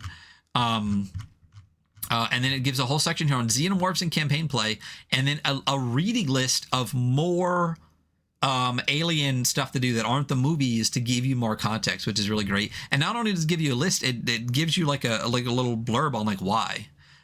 Which is really, really cool. And now there's a whole section here on the governments and the corporations. We are not going to go over big business, big government, big lies, right? Good lore in this book. You know, we're skimming through it. But it's actually... Did you read this section? I read parts of this section. I more read the... Shit, what was the name of that chapter we just skipped over? The A Hard Life Among the Stars section. Yeah. But regardless, there's a lot of great lore that's very digestible in this, and it's not so esoteric or out there that you're like, okay. Yeah. No, this is actually one of my favorite chapters. Like the Hard Life Among the Stars is really like the nitty gritty mechanical bits. Like, it's like how much it costs to live and stuff. Yes. Yeah. But this goes deep into the history of all of the countries and stuff. So like the Three World Empire, the history, the organization, the leaders, the relations, the current activities. It does that for the United Americas. It does that for the UPP, the Union of Progressive Peoples, and it also does that for the obviously all of them, the independent core systems, colonies. So you get the history, you get like what they're doing now, who they don't like, really a shitload of fantastic campaign tools. Less important for cinematic play because all of the stuff is kind of more spoon-fed to you. But for campaign stuff, I love the depth of the lore, and also being a fan of this universe. I learned stuff from this game that I did not know about the world and things like that. So you get the history of Weyland-Yutani, the history of a lot of corporations and things like that. There's a whole section here on systems and planets that I'm not going to go into, but it literally breaks down like the entire fucking core system. Like it's crazy how in depth it goes into like the universe as like a series of planets and stuff, and breaking down each sector and what's there and like what's on the frontier and stuff like that. For a campaign toolkit, this chapter is absolutely incredible. And on top of that, it does have a ton of really fantastic like narrative pieces. Like this is literally like a whole page and a half of just like narrative story fit into here. It's really good. Again, I wish honestly it was just a separate book, but it's good. And the art throughout this is really good too. Like look at this alien page from the front. Looking at page 282. Oh my god, such an insane piece of art. So this is the whole section literally just on xenomorphs, talking about the aliens of the species, engineers, like their architecture, xenomorphs, and this gives you a lot of mechanical stuff. And it basically, this is a xenomorph bestiary. It literally talks about like, it also talks about like the stages of how xenomorphs can be, like neomorphic egg sacs and neomorphic moats and stuff. It gives you all of the lore about the aliens and all of the stats so you can run them. It's incredible. It's an incredible section. If you're a fan of the Alien franchise. An awesome chest buster scene. I love how they like allude to Ripley so many times, but just give her like a slightly different haircut and stuff like that. I am sad though that they don't give pictures of all the aliens. I'm like, bro, like we're talking about like Praetorian aliens and shit like that, and like, and you're not gonna give me like a picture of a Praetorian? Come on. Other extrasolar species, just like again, more cool lore and stats for extended alien bestiary. A whole chapter on campaign play. It touched a little bit of that earlier in the game mother section, but this is an entire section on building out the campaign framework specific to the different types, right? Specific to space truckers, specific to colonial marines, and specific to the frontier colonists. So creating your own star system. Again, this is the campaign toolkit section of the entire thing. Job generators. I mean, there is so much in this book. It's insane. And it's all well formatted. It's all got gorgeous art. Yeah. Whole section on NPCs, a bestiary for them and how to build them, like salvage experts, pilots. And then we get to, I believe this is the adventure. The Novigrad station. No. Is this? Yeah, it must be. Yeah, it is. It's the last days of Hadley's Hope. Yeah, Hope's Last Day. Yep. And that's the adventure, and we don't read adventures on the show. Character sheets, index, back of the book. I also know that the table of contents in the front, not hyperlinked. Index, not hyperlinked. That sucks for PDF users. And then more map stuff in the back. And that's the entire book. Boom, boom. 20th Century Fox, Free League. That's the game. So for a 400-page book, I think we had fun with that one. I think, yeah, of all of the longer books that we've done, that might be one of the more fun ones we've gone through. Yeah. You know, it was a longer episode, but didn't feel like gruelingly long, like going through No. I think part of that really lends to the fact that, like, it reminds me a little bit, and I've said this about a couple of games, it reminds me a little bit of Flayo from Kobayashi. Oh, Kobayashi's got a new game on Kickstarter. I don't know if you saw that. I did not see that. Go check it. I can't remember what it's called, but I anything Kobayashi does, I'll back sight unseen. If you look it up, I will tell a stream. Go fucking back that. So we're going to review. Anyway, so what I was saying is, Flayo is a game that has a lot of rules, but each individual kind of rule is well written, concise, and isn't dense. So there's a lot to it, but each one doesn't feel that. And I felt that way about Alien. Like, I feel like there was a lot of rules, but none of the rules individually felt like a lot. Yeah. Yeah. So Alien RPG, we are going to go to the review scores. For those that don't watch the show, we do quantify. Yes. Assassins, Demons, and Dying Gods. Yes. Go back there on Kickstarter. Kobayashi did a bunch of stuff, but standouts are Flayo, Black Sword Hack. Black Sword Hack is one of the best games out there right now. I love Black Sword Hack. Yeah, so go back that. We quantify our terrible opinions with numbers. We give a total of up to 10 points across 5 different metrics for a max of 50 points. No one will ever get a 50. And we break them into those 5 metrics, which are art and layout, which is the visuals of the book. So the art that's in the book and the visual layout of the book. Usability, which is more of like the layout in its usability. If it has things like hyperlinks, bookmarks, physical bookmarks, if chapters in the right order, in our opinion, things like that. Rule set is the actual core rule set of the game. If it's if we like it, if it's adapted, how well it's adapted, things like that. Originality is exactly that on any aspect. It could be the rules, it could be the setting, could be anything. And then the value is bang for your buck. Not just how much it costs, but how much is out there for you, third-party licenses, extra adventures. How much game do you get for your money? So, starting with art and layout, what are your thoughts? Oh, I think this is good. You know, the art, I mean, obviously the art's amazing all the way through. Very vibey, very, very well done. And I like the way the layout's broken up by those boxes. Yeah, I think it's good. What do you think? I think it's fantastic. I mean, there's a million fucking pieces of insanely stunning, gorgeous art throughout the entire book. Yeah. I do, and like you said, I do like the cards visually. I think they're super helpful. That's definitely going to be a usability thing. But like, it feels like Alien. I love the green text written in like the very typewriter font. Like, even in like when you get to the frontier section, it suddenly stops being space and it's like the blue sky and stuff like that. Like art wise and layout wise, I mean, we just said it. We cruised through the first like 140 pages before we started scrolling, and it did not feel that way. And I think part of that really lends itself to the way that it visually looks and was visually digestible. Again, part of that is usability, but I think top to bottom, yeah, I think top to bottom, art and layout wise, like it would be hard to stuff more art into this book, but it never felt overwhelming. And I do love how they would incorporate art onto pages, into the art, and have whole pages that were just like just textless, beautiful, gorgeous spreads and stuff like that. So I mean, this one's pretty. I think the art is better than the layout. I think the layout is serviceable and vibey. I agree, but I don't think it's like the greatest layout I've ever seen. So what number are you thinking? I'm thinking like an 8 because like I think art wise, the art's insane. I'm thinking like an 8 too. The art really carries it probably more than the layout, like you said. Yeah, but the layout's still not bad. No, layout's good. But I think the art is definitely superior to the layout in this. Boom. All right, usability. So as we said, this is like things that make the game more usable, right? Like hyperlinks, right? Like PDF accessibility, like bookmarks in the actual book. Let's see. Oh, there's one. Yep, we got one.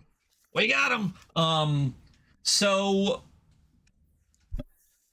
as far as digital tools, fucking none, right? Like it has bookmarks in the PDF, and that's literally it. I would be shocked if this was also like remediated for screen readers. The fact that the index and the table of contents, neither of which are hyperlinked in a PDF.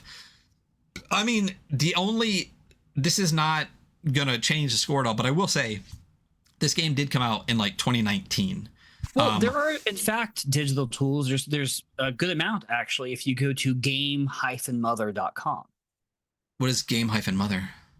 It is Alien RPG tools to make your game more awesome. There's an Android. There's an Android app actually. I don't have an Android phone. Oh, that's not true. I do have an Android phone. It's just not my main phone.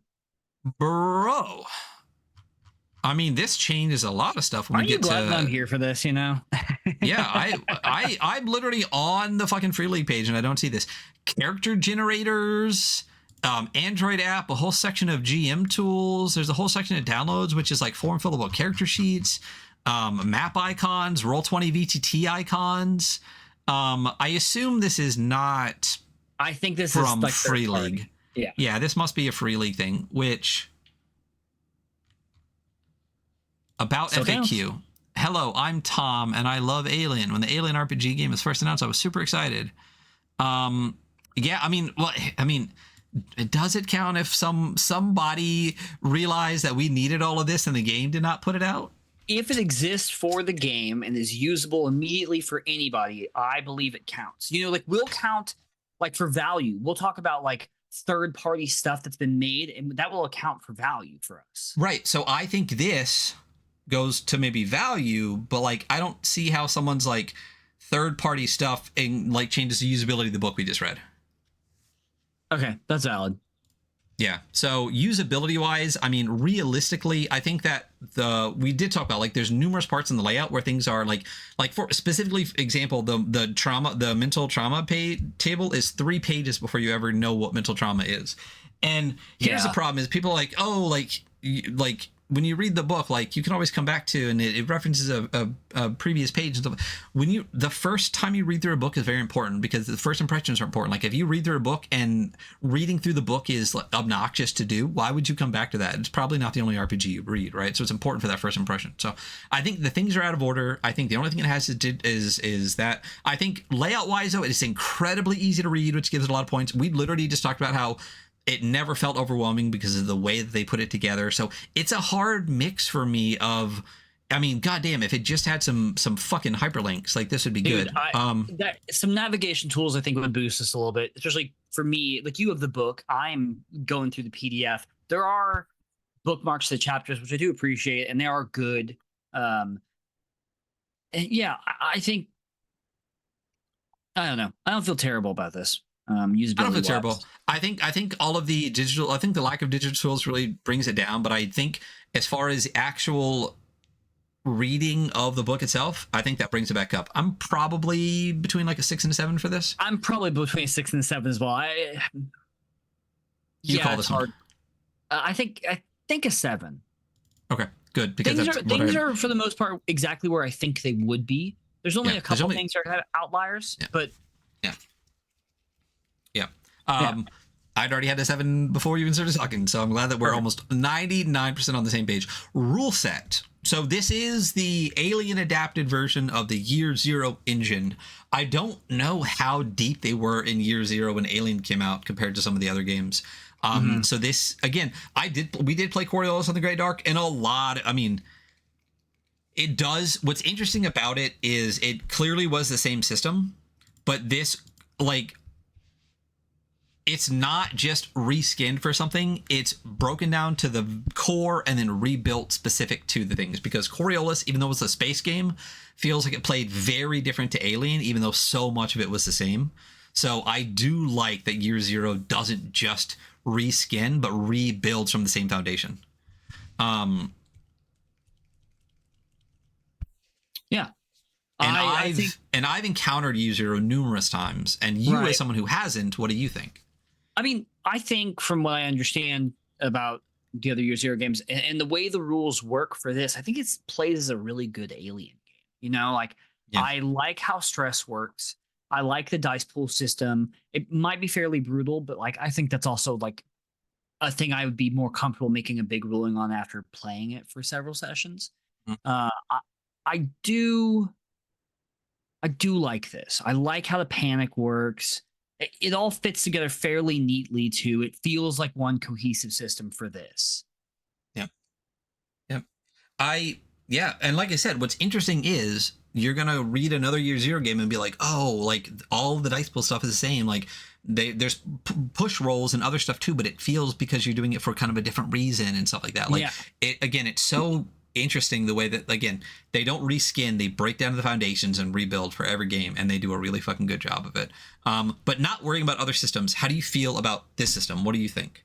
I like this system. I think it works really well, and there's, the only things I would change about this are just up to my personal preferences, and not necessarily like an actual inherent issue with the way this system works. I think it all works well, and after learning how the system works, baseline, everything kind of adds onto it in a way that seems logical. Yeah, it's good. I think you should probably make a ruling on this, because you've had more experience with this rule set overall and another version of it. Okay, well, I have a number in my head. Great. I'm between like a 7 and an 8. What are you thinking? I really like this game. Do I think it's an 8? Here's the thing. Here's the reason I think it might get an 8 instead of a 7. And we've talked about this before. There are games that are like really genius in their simplicity, and there are games that are crunchy and unnecessarily explained to the point of being just like, I want to put a blade through myself in the dark. You know what I mean? But I think this game has a lot of depth to it without feeling overwhelming. And like you said, every time you run into something new, it feels like it's just adding more depth, not adding more complication. No, I completely agree. Yeah, there's a lot going on here, but it's not necessarily that's complicated. It's that's a good depth to it. Yeah. So yeah, maybe an 8. Okay, we'll go with 8. Originality. So it's an IP game, and it's an in-house engine. So I don't know how much originality we can give to something that's literally built to be something else. And you know what I mean? And on top of that, again, uses an in-house engine, which is just like the same thing that they use for like 6 other games. I'm sad that your blur keeps cutting off the ears. I know. That's why I didn't wear this earlier. So I don't even know where to begin with originality in this, because like, honestly, it's just might take a hit here, because it's actually maybe like the least original thing. That's how all IP games are, realistically. It's just like how I mean, I'm even trying to think of, you got Bones on in the background because your blur Bones keeps is playing in the background. Can you see it? We're gonna get DMCA'd by Bones coming in and being like, you can't show My 1 fiance second. is watching Bones right now, so that's what's going on.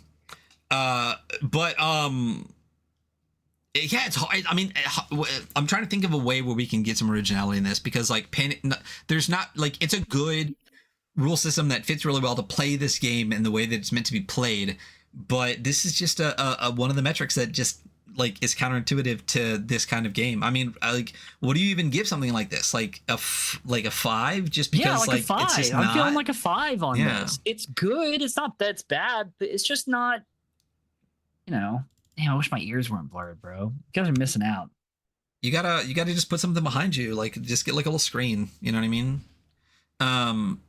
Yeah, or like, yeah, just have the chair high enough in the back. Put like a hoodie on so it's like against the back of the ears. Anyway, again, so for those in podcast land that don't know what the fuck we're talking about, Hunter put on a goblin like ski mask, like, yeah, balaclava, that has goblin ears, and his zoom blur is blurring out the ears. Gosh, yeah, I mean, I don't know what we would give besides a 5 for this. I'm trying to think of a way where we could say this is like an original game, but I think like every IP game we run into is gonna have like, I mean, I think 5 is being generous for a game that like has no originality, right? Yeah. Value. Okay. Real quick, someone again, we're talking to chat more than we usually do, but someone just said it depends on how you define originality, which, yeah, like 180 episodes in, we're still trying to figure out how do we define it, but it's like, yeah, it's an IP, it's an in-house engine. How many games feel like Alien? The reason we're doing this game is because it's Mothership month, so Mothership. Like any space game out there, Death in Space, like, I mean, all of these realistically, like, take out the Xenomorphs and it's just a space action game. So how many space action games out there? Traveler, Death in Space, God, let me just look at Star Frontiers. I mean, Warhammer 40K. You could play sci-fi action in a million different things. So what really comes down to it is just the IP-ness of it. So I do agree, and I think for us, I think we're being very generous by giving it a 5. But it would be very mean to give like a 0 just because it is an IP game, because it does the IP well. That's the other problem, is it does it well. Yeah. Value-wise, okay, so dollars for donuts right now. So if you're gonna buy the game, buy it on Black Friday. And if you're listening to this, it's too late for you. But normally the core rule book is $54.21, which is for 400 pages of a ton of art. That's not too much, you know? The starter set is $51. Oh, that's too much. For the starter set? Oh, no, that's everything. That's the dice and everything too, right? $54. Okay. $51. Yes, this is the better buy in my opinion. I agree, that's the better buy. Yeah, honestly, I would get this and then just get the PDF of this. I would do so the you same. can have all the lore. Yeah, and just go with that. But the starter set has all the core rules for running the game, plus, yeah, the dice, the cards, the maps, the characters, the adventure. But you do have that. You do have the core rule book, which is $54. There are numerous expansions, of which I have all of them. There is Building Better Worlds, which won an Indie in 2024. There's Destroyer of Worlds. There's Heart of Darkness, all of which are expansions or adventures. There's the Colonial Marines Operations Manual, which is a whole nother expansion onto itself. And then on top of that, you can get you can get the Foundry VTT modules for all of these. So the core Foundry book module is normally $26 right now. For Black Friday, it is $13. I think I have it already, and if not, I actually might buy this just in case for the future. The entire starter set Foundry module is only $26, and from there they're usually like $20-ish for the Foundry modules. You can also get the GM screen, which is $26, the dice, which are $20 a pop. So it's a little expensive, but I mean, it is, I will say, Freely does incredibly like quality stuff. And don't forget, I don't know if there is a US distributor, which I think might be Modifius, but if not, you are paying for shipping from Sweden. Well, let's fucking see. Add to cart. Proceed to check out. Right now, yo. Yeah, proceed to check out. God, I switched to kroners. Enter shipping address. Estimated shipping. Address. Say it live. Yeah, I'm gonna do that. Estimated shipping is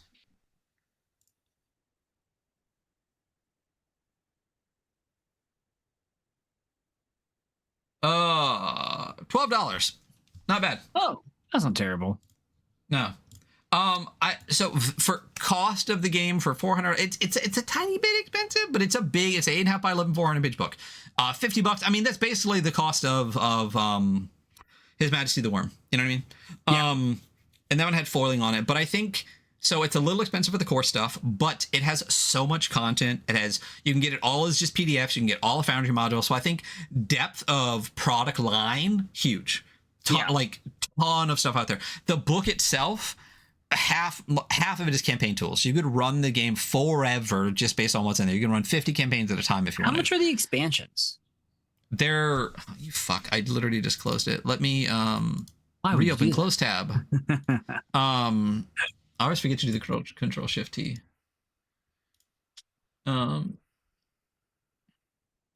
Black Friday deal, man. I'm telling you, if you want stuff, I would go get right now. If you want this, go buy it right now. Doesn't help anyone who's listening to. No, only the a couple of people that are in chat with us right now. Expansions are fairly expensive. I beat you to it. Building Better Worlds comes out to about $43.86 USD. Let's see. Destroyer of Worlds is about the same. Building Better Worlds. Yeah, is a big book. It's a hardcover book that's 300 pages long. This is such a balancing act between bang for buck and also the amount of bucks overall. Yeah, I mean that's a lot of it comes down to, like I said, we're talking about the depth of the product line versus how much it cost initially. So I think it kind of washes a little bit. If you like Alien, you like the game, there's gonna be a ton of stuff for you to play forever. Yeah. I do think that the third-party digital tools are really fantastic. It's kind of bummed that Free League doesn't offer those. It's also weird that they don't. But it's also amazing that someone was just like, I love the game so much, I'm going to give you everything you fucking need. So that's cool. I honestly don't think that we can count that into... Because, for example, third-party Master Order stuff is on the Master Order website. So, they incorporate it into the experience, right? I'm saying a 7. Yeah, I think 7 is good. And I think that's generous, honestly. I think that might be a little too generous. It might be a 6, honestly. You make the call. I'm going to say 7 because I think that it balances out the shitty originality score, which I do think it deserves a little bit of points for doing the IP well in that.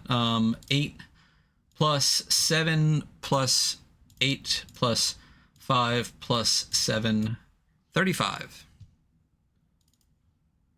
That's pretty good. Yeah, it's pretty good. It's fine. It's cool. Yeah. Because realistically, at the end of the day, originality, if we even give that a 7, we're talking about a 37, which puts it in the kind of upper third of games we've gone over. I think that feels good for an IP in-house system done really, really well with gorgeous, amazing art. It's about where I expect all the Free Leagues to go, except for maybe Symbaroom, but that's just because Symbaroom speaks to my heart. This is the Alien role-playing game. Thank you so much for listening. Appreciate it. I know this is a little bit of a longer episode, so for those that are out there listening, we always appreciate all of our listeners across podcast and YouTube. It is Mothership Month. For those listening, it runs through until the 12th of December, I believe. So definitely go check out the APs, go back the games that we played those APs for.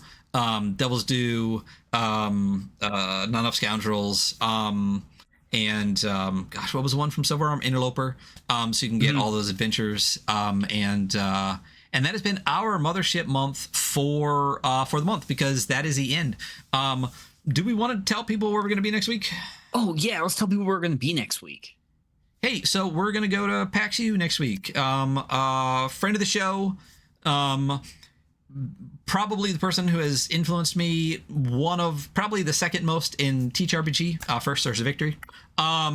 Adam Vass, World Champ Game Co., friend of the show, friend of ours. We've said from day one that we are an Adam Vass Stand podcast. Asked us to run they're not going to be available to be at PAX, so they asked us to run their booth for them because they said there's probably no one in the world that knows their games as much as we do, which I completely agree, since I have all of them. And I have almost all of them. Yeah. So you can find us next week at PAX U running the World Champ Game Co. booth. We will also be part of the Corpse Run for Merkborg. So if you are a fan of Merkborg and you're going to do the Corpse Run at PAX U, you will need to get our signatures. Also, come by all of Adam's cool stuff. Yeah. That's it. That's where we'll be. Thank you so much for listening. Hunter, beautiful as always. I think we talked about this. Me and Hunter don't live close to each other, so us both going to PAX U will be the first person in like 7 years. I think it's probably been like 7 years, like 5 to 7 years. So it'll be the first time we get to see each other in person in quite a long time. So I'm very excited for that. Good Mothership Month, buddy. We will see everybody later. Have a wonderful day. Bye. Bye.